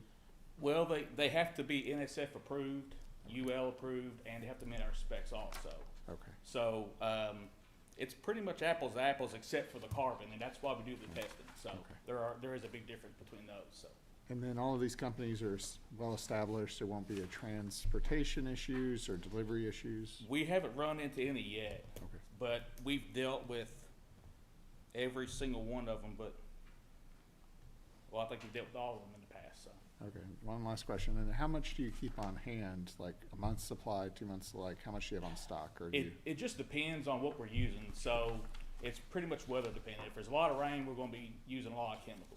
So most of these have, for most of them, we have 2 storage tanks, which can hold up to about 6,000 gallons apiece. So sometimes 12,000, and sometimes Okay, less. thanks. So we keep them stocked up pretty well. So, Okay, so we thank don't you very run much. out. So. Okay. Okay, so we have a motion. Do we have a motion? Mr. Chairman, I make a motion, we approve bid invitation 1745 as listed in the report given to the board, with the exception of the powdered activated carbon, which will be taken up at a later meeting. Do we have a second? We have a motion second. Any further discussion? If not, all those in favor say aye. Aye. Those opposed? Approved. Next one is item 6.4, consider award of bid invitation number 1750, annual price contract for liquid ammonium sulfate. So this was a sealed bid that we had. We didn't get a response on our reverse bid. So staff prepares an annual bid for the chemicals used in water treatment. This bid includes estimated quantities and explains that orders could exceed or fall short of the estimates. Vendors bid with the understanding that the bid's purpose is to hold unit price throughout FPB's fiscal year. The bid received one sealed bid auction. After reviewing each bid, staff recommends awarding the lowest bidder meeting specifications with the exception of the powder activated carbon, which is based on quality testing. And this one, the one bid came from Brentag for 24 cents. Have any questions? If not, do we have a motion? So this one has to be done now, because we took the fiscal year. Yes, this was just a sealed bid. We didn't get any responses Didn't from get the all from the reverse first auction. reverse bid, so. We have a motion? Did you make a So- motion, so Steve, moved. or So moved. Brent? Jason? Yeah. Motion moved. second? Second. Okay. You got all that, Kathy? Okay, all those in favor say aye. Aye. Those opposed? Approved. Thank you, sir. Thank you. Next one, item 6.5, consider award of bid invitation number 1748, number, was it 1/0 underground cable to Irby in the amount of $54,600, and number 4/0 underground cable to Brownstown in the amount of $72,750. Jennifer? Good evening.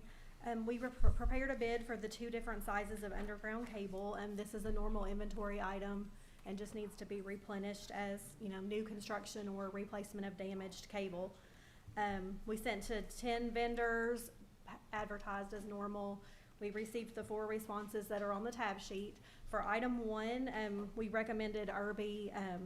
They were the lowest, they have it in stock, and they met our specs, so that one worked out great.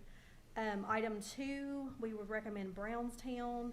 The low bid, again, as I think I had one last month, the same situation. They had a longer lead time, and they put the clause in that the price would be dependent on any escalations to the shipping date. Are we seeing more of that?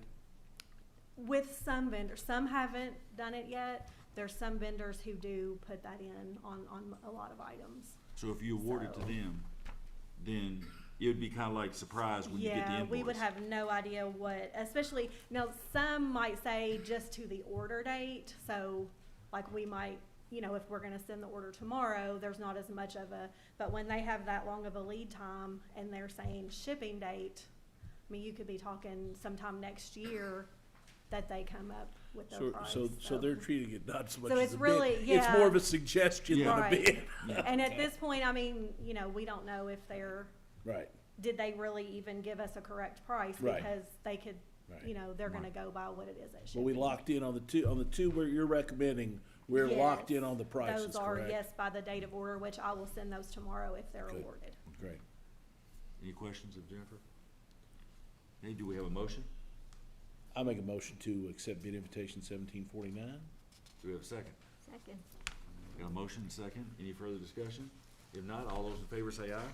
Aye. All those opposed? Contract's awarded. Jennifer, next item is item 6 point, make sure I call the right number. Item 6.6, consider. I'm sorry, Mr. Chairman, I misspoke. I was looking at the wrong one. I made a motion for this one instead. Okay. I wanna call back. it, right, John? We just passed it, yeah.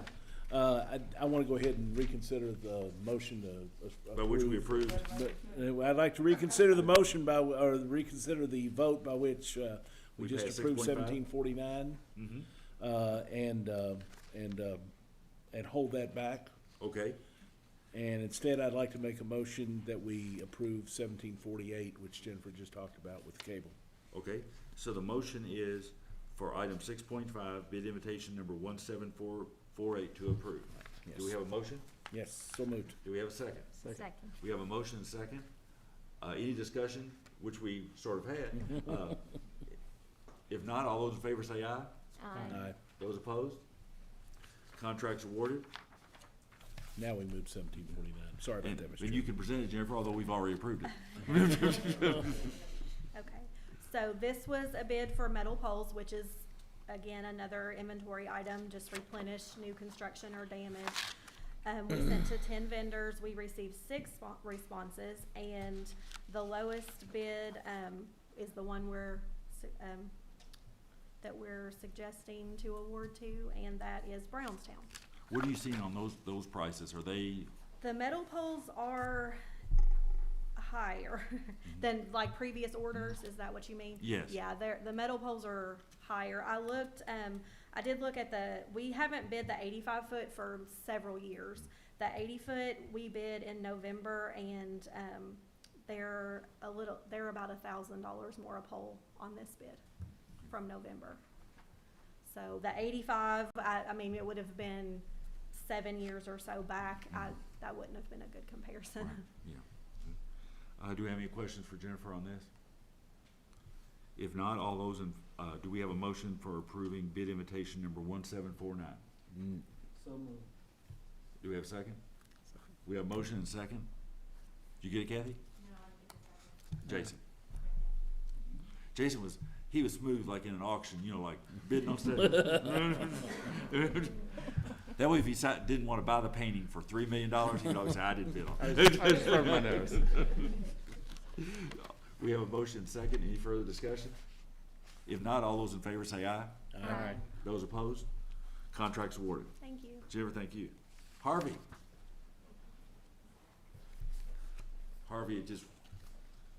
it's been too long since we've seen you, buddy. I missed you last month. Yeah. Item 6.7, consider accepting minutes of the December 14th, 2021 Cable Advisory Committee. Yes, sir. Those are presented for your acceptance on page 197. Any, Motion to approve. I was going to ask any No, major sir. issues or any things that, okay. We have a motion for John. Do we have a second? I just have a general Sure. question. So this was back in December? Is Yeah, there so a reason? Right, so they meet quarterly, and so we generally have them approve their minutes and then bring them to you guys for acceptance. I probably would have brought them last month, but since I didn't have anything else, Okay. I waited till this month. Would there be an exception, Harvey, kind of following up on Catherine? Like say in December, they had saw something really major they wanted to recommend, point out, pass on. Do we, as a policy matter, would we have been able to bring that to January even though they hadn't approved their minutes? Well, I mean, certainly, I will present to you guys their recommendations prior to the minutes being approved, right? Right. So if there's an agreement for y'all's approval, Okay. that they had made a recommendation on, that'll be part of that information, but, generally, like I said, we have them approve their minutes and then y'all's acceptance, but. And John, there were a couple of instances when I was chair of the Cable Advisory Board back 15 years ago or so. There were a couple times I attended when the John Higginbotham at that time made the recommendations. We brought the recommendations to the board forward. I imagine that would still be the case on something Right. big, but, Okay, so do we have a motion to accept the minutes? I think, do we have a second? Jason. Jason? We have a motion second. Any further discussion? All those in favor say aye. Aye. Those opposed? Minutes are accepted. Okay, item 6.8. Mr. Baxter wants to be considered to be reappointed to the advisory committee. Yes, sir. Staff recommends approval of the reappointment of Clay Baxter to a second 3-year term on the advisory committee through April 30, 2025. The bylaws specify members can be reappointed once to serve on the committee. Mr. Baxter has been a key contributor during his first term. He's previously served as the committee's chairperson, and so we would recommend that the board approve his reappointment to the advisory committee. And his letter is attached for information that he submitted to us. Do we have a motion to reappoint Mr. Baxter? So moved. Do we have a second? I'll second. Second. Okay, we got a motion and second. Any further discussion? If not, all those in favor say aye. Aye. Those opposed? Mr. Baxter's reappointed. Thank you all. Item 6.9, Nichelle. Consider approving Kentucky mandates for coverages of telehealth services. Good evening, Board Chair and members of the board. Staff recommends revising FPB's health plan to meet the requirements of the Kentucky mandated changes for coverages of telehealth services with the effective date of 1/1/2022. Changes include, but are not limited to, the removal of any exclusions for audio-only encounters, paying telehealth services as any other in-person services, and removal of any state of emergency coverage requirements. The benefit confirmation from MedBen is located in the detail pages on page 201. Staff asked the board to approve the recommended Kentucky mandated changes to the telehealth services. And you're saying mandated, these are mandated by state law? Yes. Is there any cost impact to making these changes that you think will happen, or? No, because currently, as far as like paying telehealth services as any other services, currently our plan offers it, the benefit at zero cost. So we're already taking on majority of the cost. So no additional. Any questions to Michelle about this? Okay, if not, do we have a motion? So moved. Do we have a second? We have a motion and second. Any further discussion? If not, all those in favor say aye. Aye. Those opposed? Changes are adopted. Now, on the next one, item 610, consider changes to compensation plan. What I would propose here for consideration before Nichelle presents is obviously this has a cost impact, and on May 31st, we'll be back here. So we need to look at this.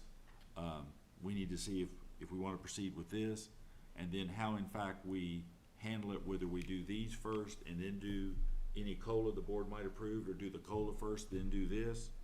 So, as I understand, you're gonna present it, and then we'll defer, or propose to defer, actually, if that's what the board wants to do, and then adopt this. And so Kathy, if you could make sure, enhance, the agenda is written in such for the board meeting on the budget work session, that we have the authority, if that's what the board wants to do, to consider this item 6.10 and adopt it in terms of whether we want, how we want to approve this, so it can be rolled into whatever budget we proceed with. Or we can adopt it, it's whatever y'all wanna do, but I think it might be budgetarily easier, and you're gonna get us some information between now and then in terms of some different options, how it would price out. Correct. And then at that point, because right now in the budget, you've given us the draft, David, this proposal's not in there, is that correct?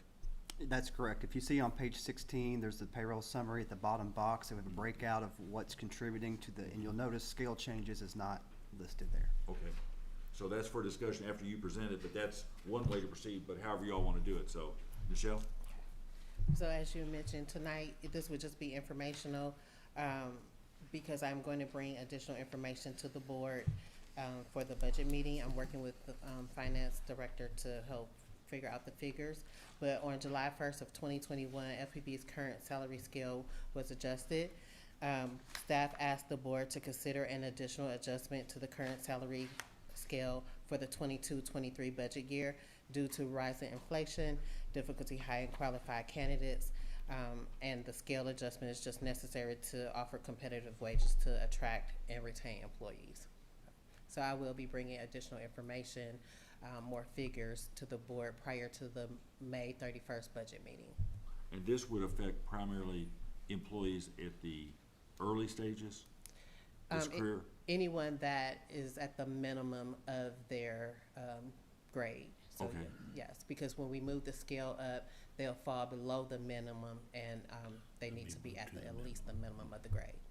And the other item that Michelle is gonna be talking about, and correct me if I'm wrong, and Hans, again, stop me if I'm, is at the budget meeting on the 31st, we also have to deal with, depending on the COLA we adopt, that there's some employees, depending on how far out they are in their career ladder, would not receive the full salary adjustment of whatever COLA we adopt. It'd max out. Correct. They'd max out. Right. So the question is, Michelle's also looking at some different options, so that those employees might get all or more of the increase than what they might otherwise get because they're at the maximum of the grade. But again, that's gotta be priced out, and we don't have those figures yet.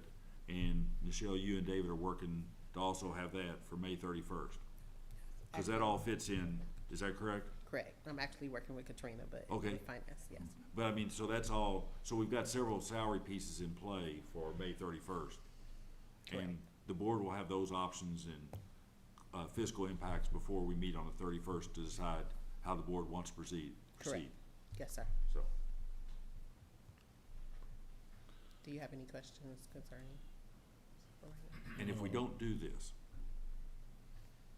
playing devil's advocate, if we don't do this, the impact is that are, based on this cost of study, that the classifications that we try to stay competitive with will fall behind. Is that correct? Correct. We're currently having difficulties. We've been asking Gary to, if we have a certain candidate, if we can hire them in at more than a minimum, and we've had the candidates still decline. So it's just showing us that we're not as competitive with some of the surrounding agencies. What are some of the classifications that's happening in?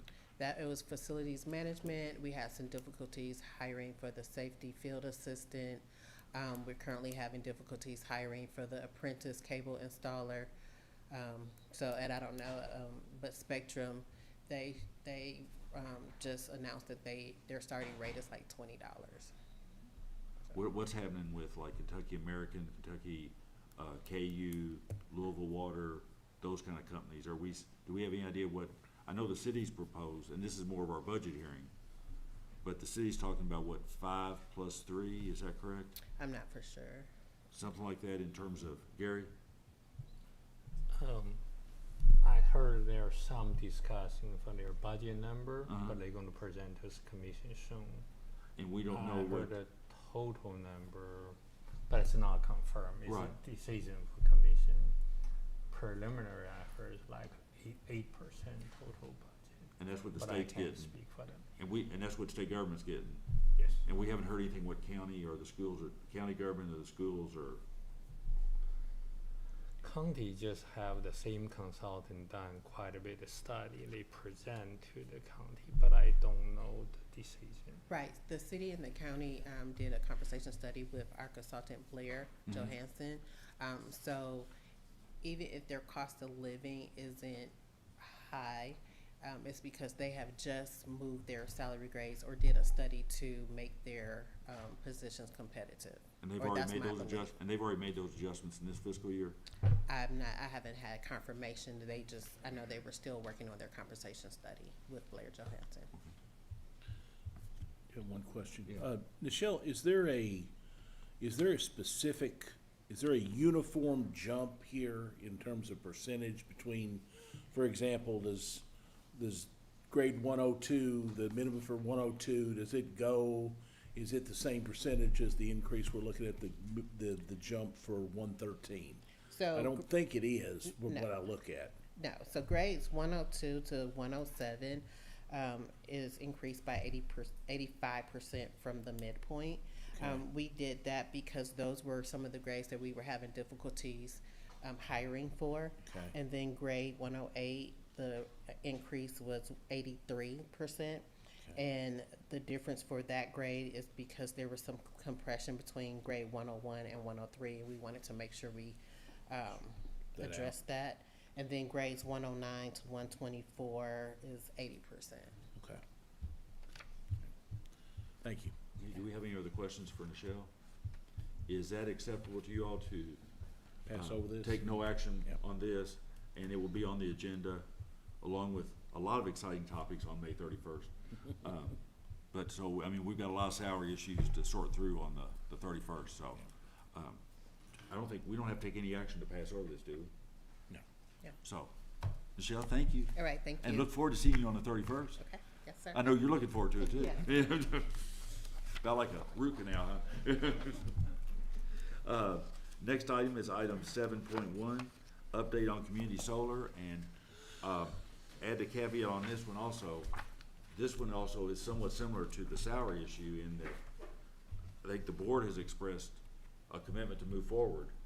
And at the budget meeting on the 31st, we need to lock in what kind of budget figure we want to put in initially, what kind of caveats based on what kind of interest we get, what type of cost figures, and to lock in a final figure at that meeting also. So that's why this is on for information, that at the budget meeting, we'll have to take a look at what final number we want to put in here. So Travis?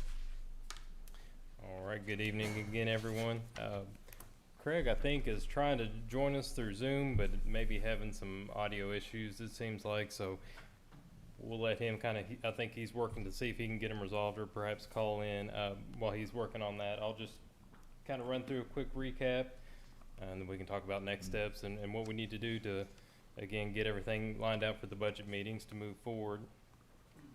One of the questions that came up when Craig was presenting the community solar report at the last meeting was, how can we possibly take advantage of the tax credits? I think that was one of the ones that came up early in the discussion.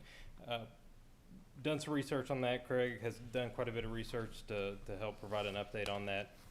What he's been able to find so far, there's a couple approaches other utilities have taken to that issue to try and take advantage of those tax savings. Number one, have a private developer build the facility, and then you sign a PPA, then they take advantage of the tax credits. I think that's probably not preferred for us. Number one, because we kind of lose control of the facility at that point if you're doing a PPA. We also think there's perhaps KYMEA issues with that approach. May not necessarily be in good faith to sign a PPA with a project developer. So we think that's probably not the best option for us. The other option would be, and hopefully Craig can jump on, he can probably explain it much better than I can, but would be to do what would be called what is the acronym here? Okay, it is a tax equity flip structure.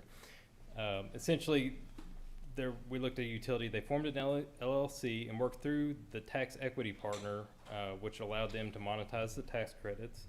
The LLC owned the array, and so under the agreement, the utility was essentially kind of paying itself for electricity generated. Somewhat complicated approach. The idea we had kind of kicked around internally with staff and talking to Craig. We think that's possibly an option we could look into when we go out to bid. Perhaps that's something we include in an RFP document, put that burden on the developer to come up with ideas, make proposals to us that we could consider at that time and see if it makes sense. I think one of the big challenges may be the size of the facility. I think could be an obstacle to take advantage of that. You know, is it going to be hard to get a developer to, you know, work with us on that for this size of project? So I think the only way we could really answer that is through perhaps an RFP. So I think that's the idea there. Another big point of discussion. Hey Travis, I'm on. Can you hear me? I've got you now, Craig. I can hear you. Okay. Okay. Did I mess any of that up? No, I think I caught you towards the end of the tax equity flip, so Okay. I think you actually did it quite well. Alrighty. Thank you for that. Can I ask a quick question on Yeah, the tax sure. equity flip?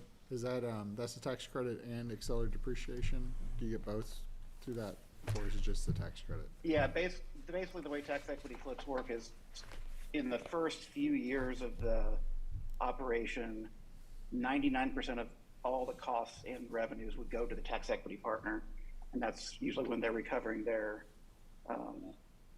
the tax credits. And then once they've made their contractual return, or IRR, whatever the agreement is, it flips back to 95% the utility and 5% the tax equity partner. So basically, it almost all goes to the tax equity partner until they've made their money back, and then it flips back to the utility.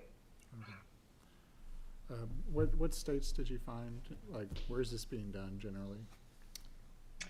I think that's been done all over. I mean, I worked on a project that's in Louisiana for a big carbon capture sequestration. Let me look at know that I have it on which states were doing it for solar. I don't think I have that on the presentation. We answered some of the questions. Yeah, I think one was in Wisconsin, maybe. Does that sound right, Craig? Yeah, the Eau Claire, St. Croix, New Richmond. I think those were all similar to tax equity flips. Yeah. Okay. Will you be the first in Kentucky to look at something like this? As far as I'm aware. Okay. Yeah. So Travis or Hans, what would be the steps if we wanted to go that route in terms of just legally putting together the deal and selling it? And I think I would be concerned about third-party involvement with any of these structures.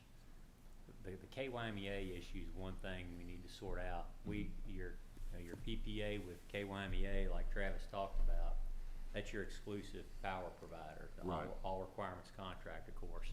You can structure it through KYMEA as a member-owned generation resource project, but it has to be owned by the member. And when you start having a third party own it and develop it, that's one layer that creates some issues there, because we don't own the project. They're the owners of it. They're taking advantage of those credits if that's what they need to do. And creating an LLC that owns the array, that brings up some other questions as far as ownership goes of it. That's key. And the second thing that you talk about, one of the things is pushing the tax credits to the customers. That gets you into the whole securities issue of that customer's getting a profit as close as you can keep these models to the traditional purchase of electricity. There's no expectation of profit. In fact, some of these projects are structured to where you pay a premium for the solar because there is no expectation of profit. That's just one factor. I sent the board a kind of a memo about some of the securities concerns. There's an exemption for the securities laws that say, well, if you're some people say, well, as you're a municipal utility, you're exempt from all these laws. That I don't know if you meet whether you're quote unquote political subdivision. That's kind of a term of art that has some issues surrounding it. There's a lot of, y'all probably seen some of that in your experience with state government. What who is a political subdivision is a pretty good question. So those are some things that would be worked out. How big a difference does that pricing, does the tax benefits make in terms of getting, No. how big a deal is that in terms of people participating and buying in? Oh, well, it's about a 50% reduction in the cost of the system, if all things being equal. Is that what, Travis, is that what you were coming up with? Yeah, Craig, I don't know if we came out with a percentage, but yeah, I think. The ITC, the investment tax credit itself is 30%. Right. So that's where most of the savings flows through. Well, it's just 26 right now, but it sunsets at the end of the year, I think, to 22, but. I'm just wondering, say 1,000 people want to buy in, or 500 people. Would, if you had those tax advantages, would that mean that an extra 500 people does it make it more attractive that more people, does it change the mix or the number of people wanting to buy in or participate early on? Well, I'm just asking, I mean, anything that lowers the cost is probably gonna make it more, enticing. That's, I'd like to lean in just to understand, like, I think before at the last meeting, and sorry, wild numbers here, but if we were talking a little bit higher than our current rate, let's say the solar was 9.5 cents, but then if we cut the half of the project in half, in theory it drops down to 4.25 5 cents for that same power if you're passing it through to the customer. You were saying that there's some issues with that as a model? Yeah, it goes back to there's 4 factors that are typically used to evaluate is what you're offering to the public. Is it a security that has to be registered, and do you have to make continuing disclosures with it? And that gets into the expectation of profit. That one factor is, do you have are you investing your money to try to make something off of it, to try to make something from the efforts of others? That's sort of the legal test as to whether it is you're trying to make a profit off of that. The idea that, well, I'm trying to get, I'm getting 4 cent, cheaper power. I'm investing in this to make a profit. I'm investing in it to get a cheaper cheaper power price. Sorry, the customer's investing in it, or we are investing in it? Well, that's a good question. Okay. That's an excellent question of who is, who's investing in it. What's going to be the structure, as far as who is the, who's going to be the investors. That's one question that we need to be kind of fleshed out as we go. And also, when you talk about who's going to be, one other idea that how many people are going to be interested in it. That's a good question. If you're trying to collect money up front, if you're trying to subscribe it, in advance, if if whoever it is, if it's if it's this LLC or if it's the plant board, if they're fronting the money, that's less of an indication that it's a security, because you're just, you know, we're putting all the money in, and that's that. But if you're trying to sell these, you know, sell these shares or sell these subscriptions in advance to collect the money to determine what you're going to construct, that kind of gives it more of a security type of a flavor. So. Well, and then there's another element that we brought up last time that I didn't know if there's an answer to. Say we do it without the tax credits and we have something like a 20-year return on investment for the system, but the system lasts for 30 or 40 years. What are we selling that power for once we've paid off the investment and it's free power? Do we sell it at all? Do we just internalize it? Do we sell it to customers? That may bring, do we sell it at the same rate that we had sold it? Was there a good answer to that, or do you guys have some thoughts on that?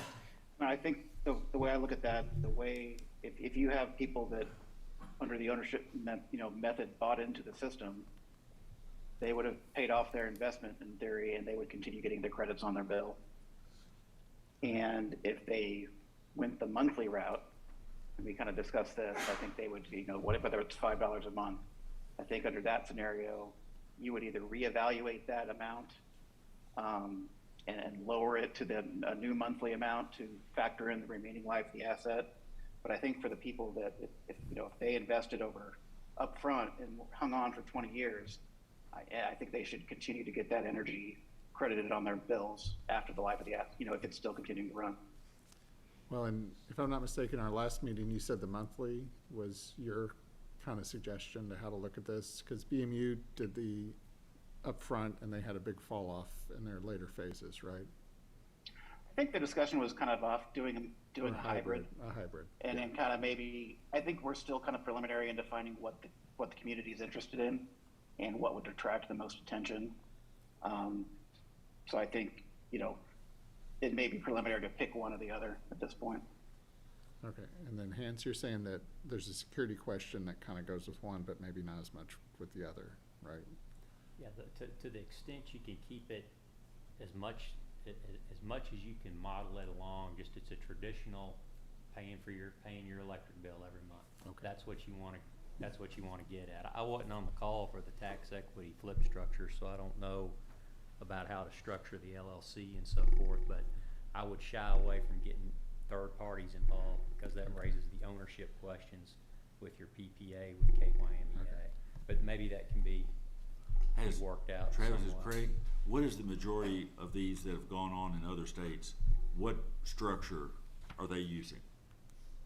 The majority just do it at PPA, and a third party develops the site, constructs it, and they charge you a rate over. So the majority 25 years. The majority of states that are doing this are using a PPA? I think the majority of municipal utilities that do this are simply, it's easier just to have someone else build it, construct it, and pay the developer the rate that comes out of that, yeah. And the reason that we wouldn't go necessarily that traditional route is because of KYMEA. If we own it, then you could, it'd be like contracting, I'm gonna contract with this developer to build me a solar project, but I own it. It's gonna belong to the Frankfurt Plant Right. Board. It's not gonna belong to that developer. Right. Then it can be a generation resource project, I think. I think another complication you'll have is we're actually building this on our property. So if you bring another party in, now you've got to lease or work something out for that property to go to them and debates on property rights. And I don't know what's better. I come mean, into play. personally, I don't see that as a major hurdle because you've got two state office buildings, Mayo, Underwood, and Sauer sitting here that are state buildings that are on state property, constructed by a private vendor. The state's paying lease payments. At the end of those lease payments, the state gets the building and it's sitting on state property. And the state, is making the payments because they're charging rent to various state agencies who occupy it. And then the state is making the payment to the contractor who built it. And so clearly it was built by a private firm, but it's on state property and the state will own that asset. As long as KYMEA will be good with us with, the plant board is the owner. Mhm. That's, I think what Vint points out is too, issue, the land ownership. Right. You know, that kind of And thing. you That can do a be lease worked back out. on the land. I mean, the state does leases all the time for $1 a year for so many years. At the end, the state returns the lease back.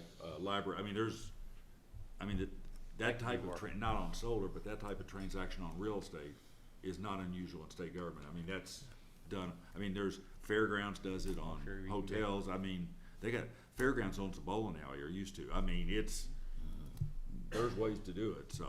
It can be structured, but the land, as long as I think this, I don't know, I think I've heard up here, I don't know whose land that's deeded to up the hill here, just like right up there.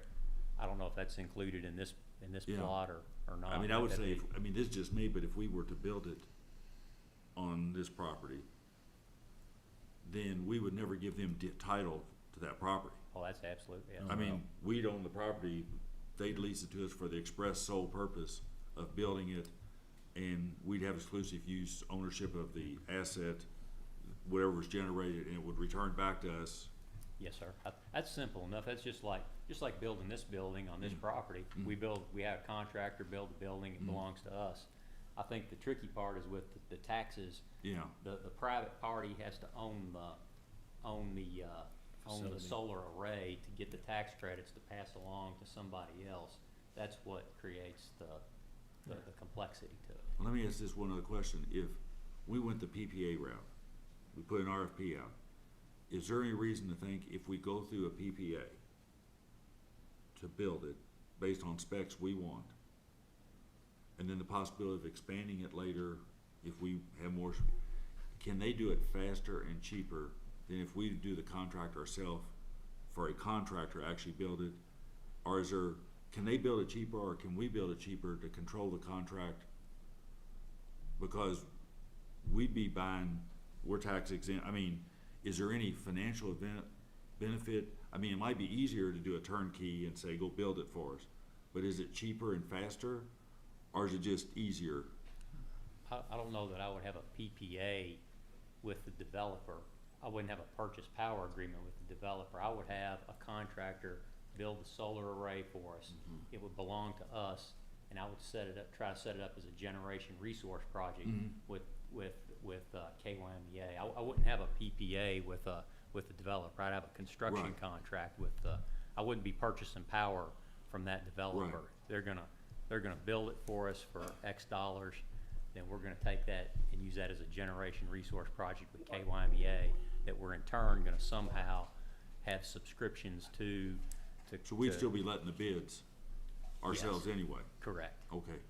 But if they don't own that array, correct me if I'm wrong, Jason, if they don't own that, if the third party or private entity does not own that array, there's not gonna be that tax credit available, correct? Well, unless we do the option 2, which is to set up a LLC that's a LLC, for-profit, that's right. a subsidiary of the plant board. If I'm not mistaken, New Market tax credits, colleges and universities use it a lot. It actually is a very similar structure. Hans, is that correct? New Market tax credits, the way they're used by nonprofit colleges, they use it in a similar kind of way. Is that correct? I'm not sure. I've been into conversations where that's come up, where it's like, oh, that's exactly how we just built that building over there, you know? I do want to say one thing, just so we're all on the same page. This is not how utilities normally do stuff. This is not the traditional model. And I really do appreciate you all even considering this, because we're kind of being pulled into the future here on thinking through these issues. And I'm glad everybody is willing to grapple with this, because even in conversations where we're like, wow, we could actually start selling power cheaper to our customers than it's not how normally utilities are structured. So as we ease into this, and as we think as a nonprofit, suddenly building a for-profit, and all these kinds of things, I appreciate everybody kind of being flexible with this, because it's not the normal way utilities have operated for a very long time, so. Can I ask you one other question, Ben? If we were gonna build, say we weren't putting everything on the side as far as tax credits, construction, PPA, if we were just gonna build this project, do we have not that our people aren't smart enough, do we have the expertise to design, build, oversee construction, or would we go with like a construction manager, similar like building a building or anything else? Would we do that internally, or would we go out and get a contractor to do the design, do the engineering, oversee the construction, obviously working for us, can we do that in-house, or do we have to go outside and get a contractor? My opinion is, since we've never built one like this, again, kind of staff's recommendation as we go through some of this stuff is to, you know, do it in phases if we're gonna do it rather than the whole site. I think you would wanna design the whole site, do phase one, then I think you would probably do that with a contractor, would be more comfortable with the workload we have and the folks we have. I think I would do that. Could we do phase 2, 3, whatever, if we had more? Probably we could at that point. I think once we see how it's done. So a contractor could give us the design, the specs for a full project, and then we could, in theory, to do the full site, award phase 1, and then we'd have the specs and design for phase 2, 3, 4, whatever. Continue That we the could other operate, phases. we wouldn't be tied to going back to that contractor, we could go a different route if we wanted. If that's what the board That wants. would be on the labor side of it. Ordering the materials, again, we probably would have access to order the materials most any place, and then our material order would be, you know, tax-free and everything. Okay. And one thing to consider with solar panel installation, like 65% of the cost is the panels, so labor is a smaller part of it, so. But I've always been told that it's pretty, once it's set up, it's pretty simple. Can you mix electrical and match I mean, if you buy panels from ABC company, and then you decide to do phase 2 later, and company D now has got the best price, you don't have to, I mean, specs are specs, is that?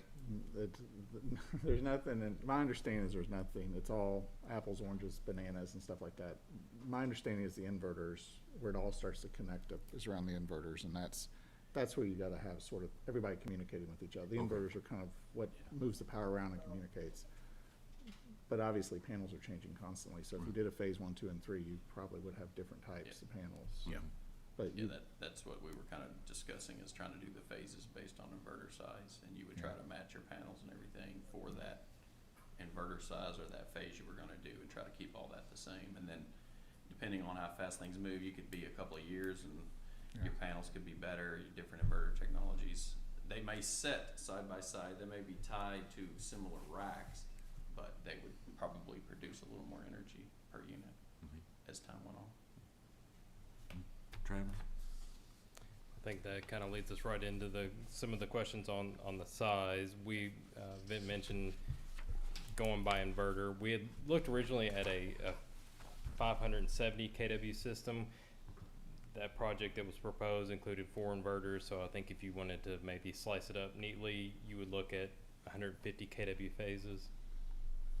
So that's kind of what we would propose as a phase 1 inverter, 150 kW.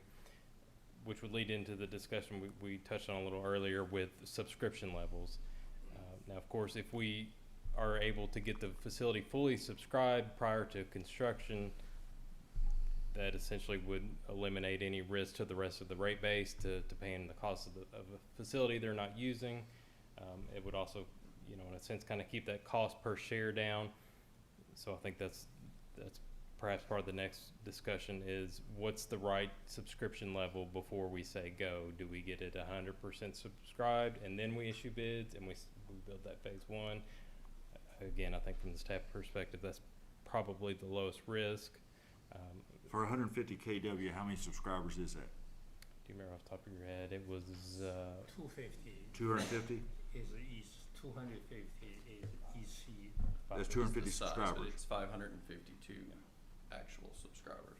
Okay. 552 subscribers. For the 150. For the 150 kW size, like a phase 1, which would be 250 watt shares. And what's the cost of 150 kW? We think that would be, David, I think that was in your chart. Let me scroll to it here. Yeah, this page is anywhere from $1.91 to $2.37. So capital cost of $286,000 to $355,000 would be the 150 kW, somewhere in that range. And then as you add another 150 kW, that multiplies so another 150 would then take you to Be about 572 to 712, roughly. Have you guys looked at all, like, a little bit of savings on some of those, the design is actually negotiating with utilities and stuff? Have you guys, there's some savings there? I mean, it's a pretty wide range of, you know, $150,000, and so it's, I mean, there's a lot of things. You Yeah. know, the panel cost could change, yeah, there's, if your full design is done, there's a bunch of things that could modify it a little bit one way or the other. I mean, Yeah. we found everything all over the board, from NREL to everybody at 190. We kind of set on 191 to about 237, but even the North Carolina estimate, North Carolina state estimate we had done, was it a year and a half ago or 2 years ago? It gave us a range of 190 to 240. I think 1898, their estimate was 237, you know, a conservative estimate, but we saw estimates at 191 from NREL, their most recent stuff, on a per watt. So we just kind of put a range together, but I think you could,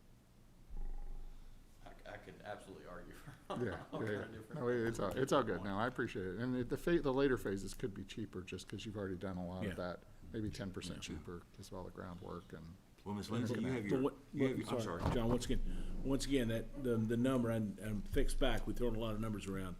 The number of subscribers for that 150 would be 250 subscribers to fully hit that, correct? 552 subscribers. 552 subscribers. I'm sorry. Thank you. Ms. Lindsay, you have your pulse of the community. Yes. After you did a brilliant education campaign and explained this, and you went out and we wanted to subscribe phase 1, how many do you think we can get first pass?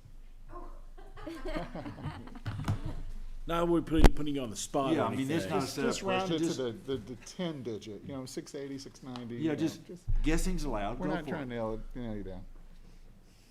Yeah, I couldn't even venture to guess. I would say probably less than you all think.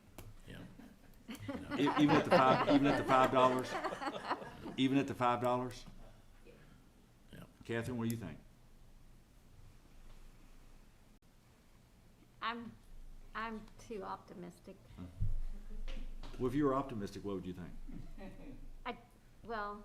I just think there's more than 552 people in our community that care about the environment. And that would sign up for, For $5. yeah, Jason? I think it has to do with a few things. One is that price point. Are we matching their price point and they're getting the environmental benefit? Are we actually going lower than their price point? Which, of course, then everyone's beating our door down, and we'd have to set a cap if you could only one share per person. I really think the price point is everything. If it's way higher than what they're currently paying, then I don't know. But $5 is, I think it's for people to feel good. And once again, what percentage of the average customer would that $5 cover of their total electricity load? It's really depends. That's a 250 watt AC. Yeah. So, Was it depends on the reason. I heard some of the studies is between 18 to 38 kilowatt-hour monthly produced. Yeah. That's if you ask the benefit. Okay. That's based on the KU done their study. They charge $5.55, and but they are just not far from us. I assume the solar most likely produces a similar result, but their study is 18 to 37 or 38 kilowatt-hour monthly. 37, I think. 37. Because again, we're not voting on anything tonight, but I mean, one possible approach when we decide everything in the universe on May 31st would be to say if 552 is our number starting out, is to say as soon, if we start the education campaign, start signing people up, that as soon as we either hit 552 or half that number or 75% of that number or whatever, we'd let the RFP, we'd let the contract, we put a budget plug number in of X dollars, and we put an additional plug in that if subscriptions, say it takes off and we go 1,000, that we have the budget authorization to go on and proceed and build basically 300 kW, which would take 1,000 subscribers, that we include that budget, so it's budgeted. I mean, that's an approach to do it, to get the authorization in the budget and enough room to do the minimum project and to do basically a phase 1 and phase 2 in the current budget year, depending on how the education and the interest and so forth. And like I said, we don't have to decide any of that tonight, but we're gonna have to give David a number to plug. Catherine? I would just encourage us or Gary or whoever, we've got to figure out the KYMEA thing, because we're just, Yes. we could just be wasting all our time. But I think you're feeling decent about the KYMEA, don't you?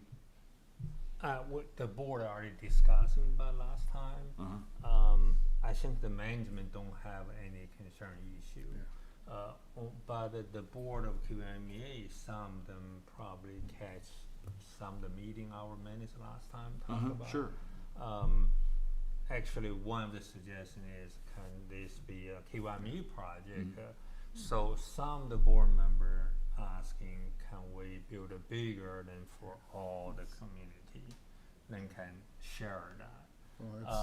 But I'm not really sure that the individually each city what they would like to do. Right, end of the day, we don't know that yet. Let me ask this, So if have a board KYMEA discussion. would wanna share it with us, what does that mean? I mean, I know it means we share it with, but I mean, what does practically that mean? But a lot more likely to get billed. I mean, more availability, more potential I think subscribers. it also reduces our risk. I mean, Yeah. you're fine with me, I'm an optimist, but I'm also very conservative when it comes to Right. making these types of investments. And Right. if KYMEA is involved, I think our risk bottoms Go out. way Because down. clearly there's 552 and maybe 1,000 across KYMEA. Now, does that would want change it. if we do a deal, a project, don't wanna say deal, bad word. If we do a project with KYMEA, does that mean we need potentially a different site, a bigger site, a different located, I mean, does that change any of the dynamics of the siting, or?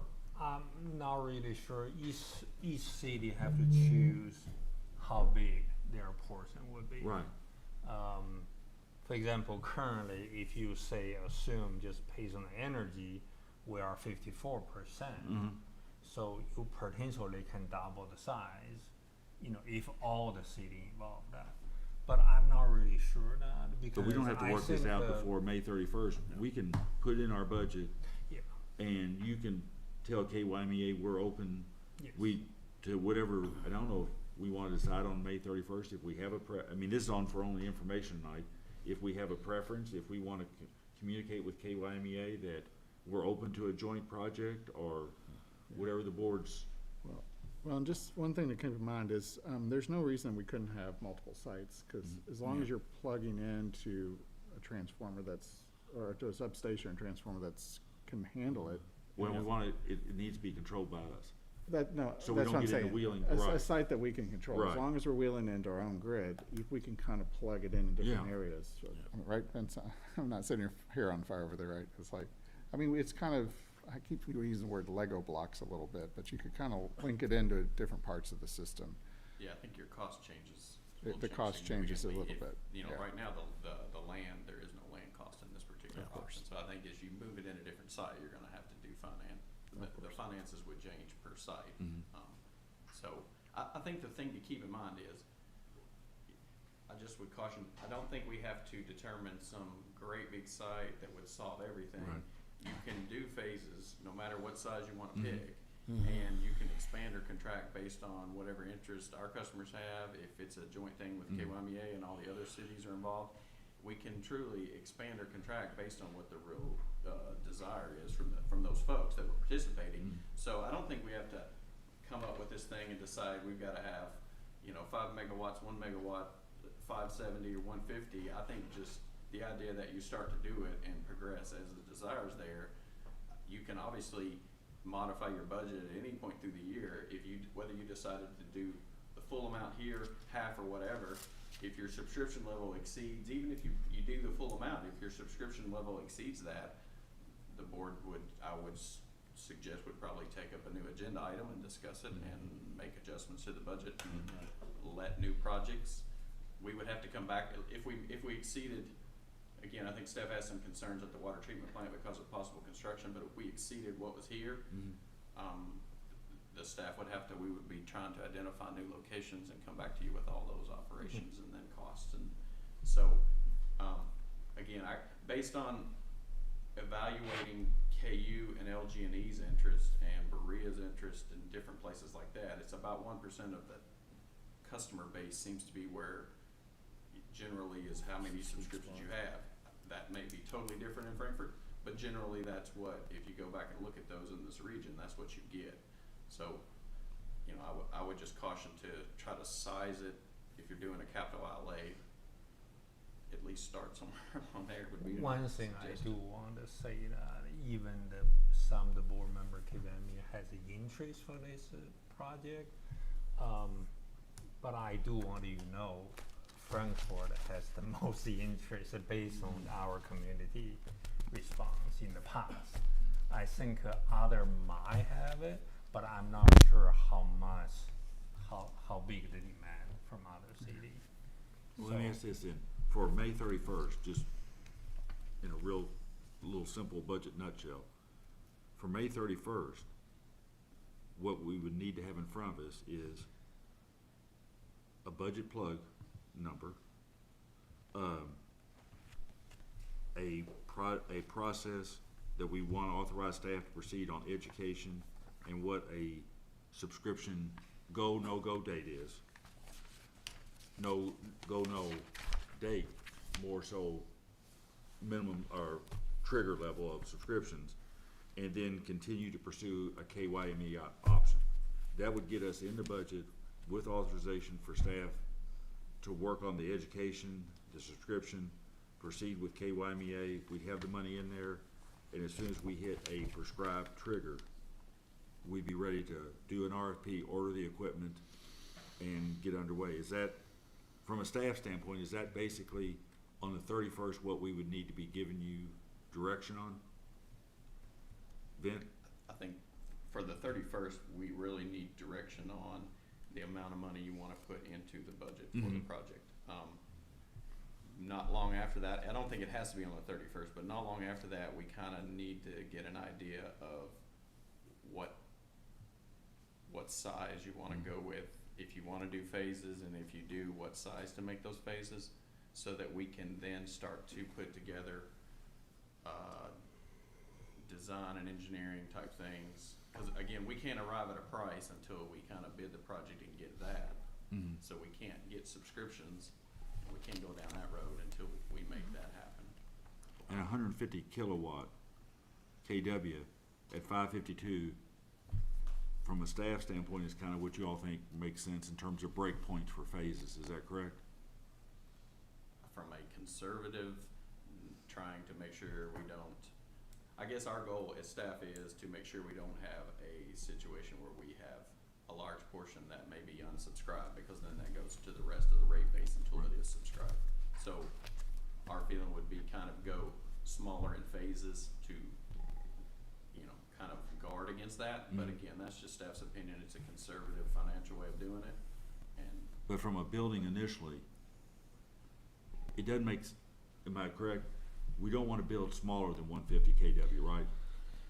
You could, but I mean, based on what I heard of some engineer, probably Craig answer, or you know, Travis can say that more.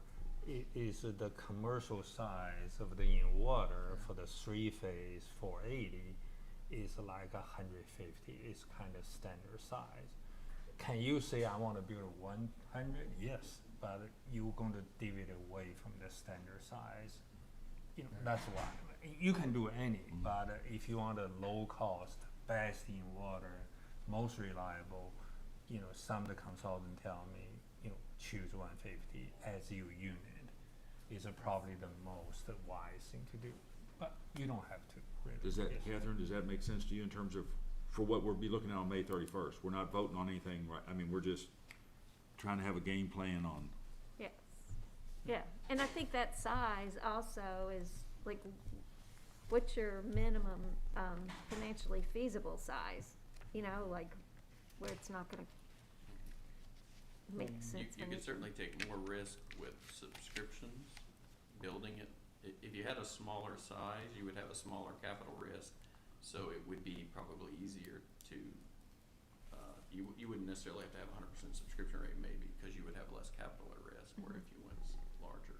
Yeah, but as there is economies of scale for sure. You start. Oh, yes, You absolutely. get down to 80 watts, or 80 kilo. You start to have that 280 a watt, it starts to go up pretty fast, so, What's our 1% customer base? What's the number? About 55 kW roughly in that range. So how many customers is that? Yeah, 210, that sound I was right gonna say 200 or there? Yeah, something. 21,500 Yeah. electric customers total. Would people, if they wanted to sign up, would they simply just, maybe, 1898, do people, when you ask them to sign up, do they just sign up and say, I'm in, or do they have to put up $5 or $10, sign a contract, or just say, I want it, or is it any more There's formal? usually an application fee that when they're signing up, that is kind of part of the sign up process that kind of gives them, I guess, a little bit of skin in the game, if you will, to say they're going to participate. One thing you want to try to avoid is, if you're, like I kind of mentioned earlier, when you get payments up front, that gives it more of your selling. That was kind of one of my questions. You know, when Kathy goes out and says, hey, you know, what's your level of interest? Would you be willing to take, you know, pay $5 for, you know, a survey is one thing, but when you go out and Kathy collects, hey, says, give me your $5, that creates more of a security type. If you call it an application fee, does that mean you're not selling a share? I think if you get money, you're even, treading a thin even if line. you make it a deposit to like the first month's payment? I think Okay. you're getting you're getting capital for your project, which gives it that risk. Skin in the game is important. Yeah. Because, you know, everybody could tell you they want it, and then you come to open your wallet and.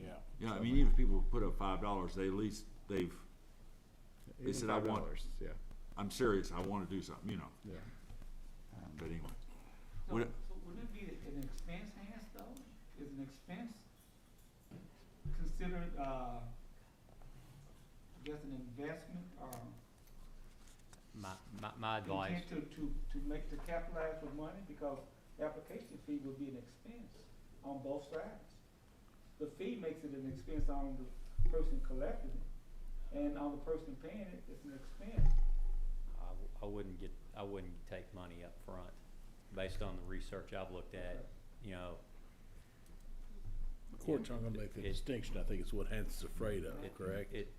It's a very all this stuff kinda, you change the facts, you change your answer, but if you get money up front, you're setting yourself up.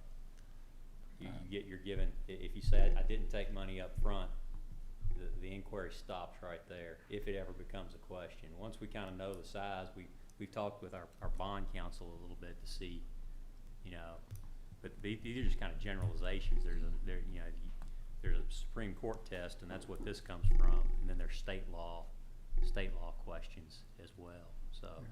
So Hans, what if we took like a shoe or something, if they gave us one of their shoes, would that? Just teasing. I'll take some old run shoes. I'm just thinking the shoe they're wearing, so that, you know. We can I do eBay 'em later. want to say, Catherine, thank you for your leadership on Yeah. this and the vision. And then also staff, there's nothing easy. You guys have a million things you're already doing, and then we're like throwing this at you too. So thank you very much. Hans, thank you. Vint, thank you very much. So excited to see where this goes. Well, see, my idea would be just approve it on May 31st, and then tell staff to work on it, and then invite us to the ribbon cut. We'll be more involved than that. well, and maybe one of the things is, and it would totally be voluntary, is to have your name on a list. And maybe just the fact that your name's on the list and not wanting it to be removed. At a public ceremony to remove your name?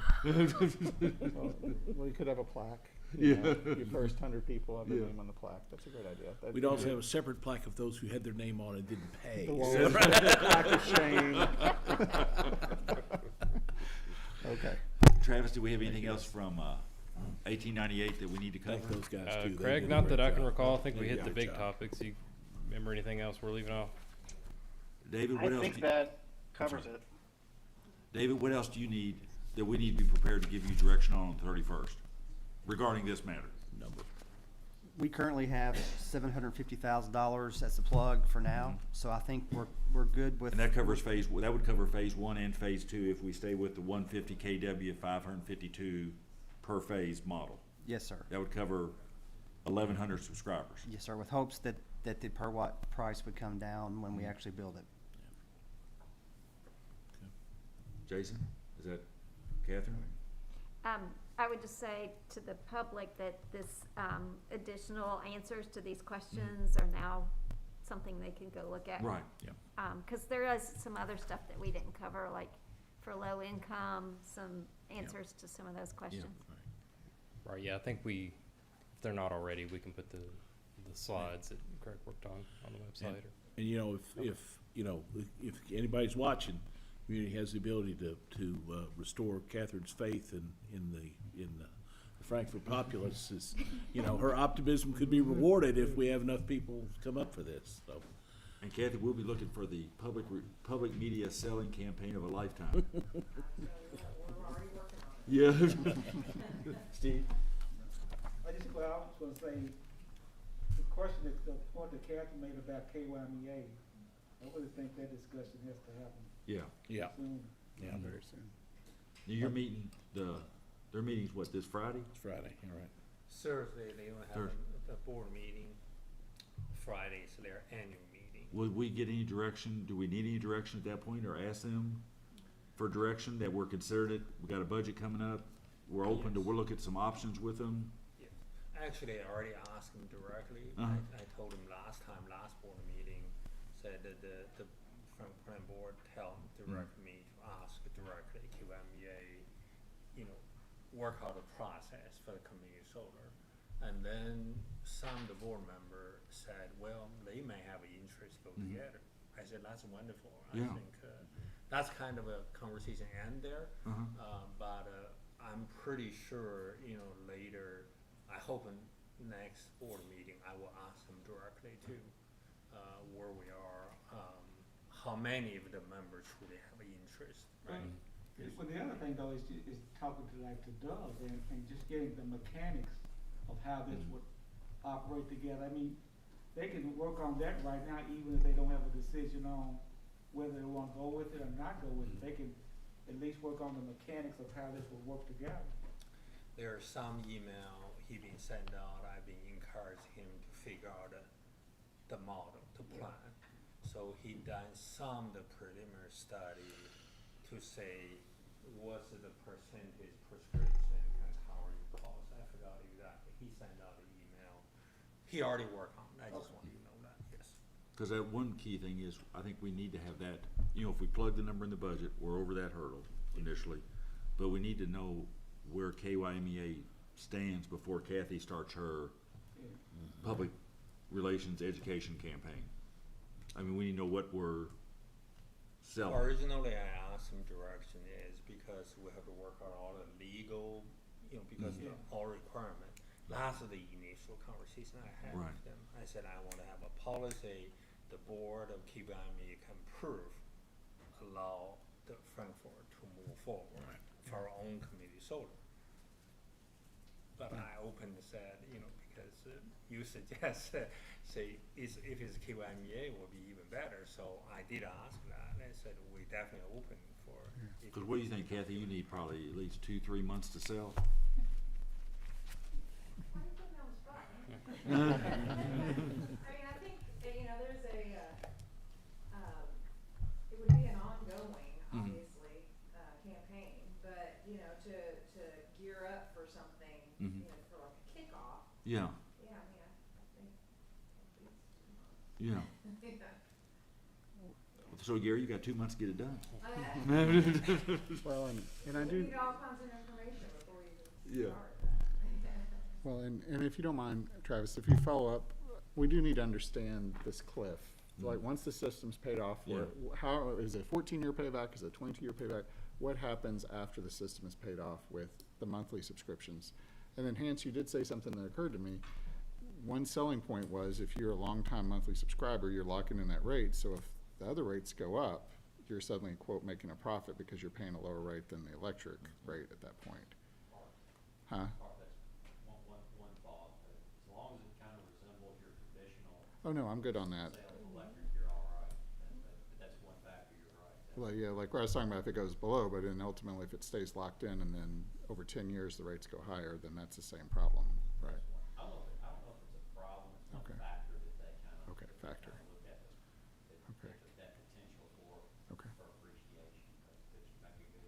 Okay. Point, yes. Okay, that's good. Thank you, guys. That's great. Anything else on that topic?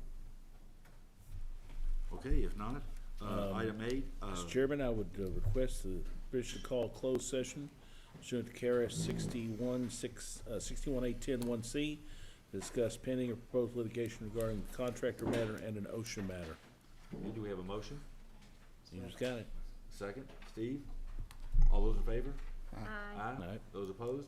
We're going into closed session in this room, so. 5-minute break? 1 minute break. Wow.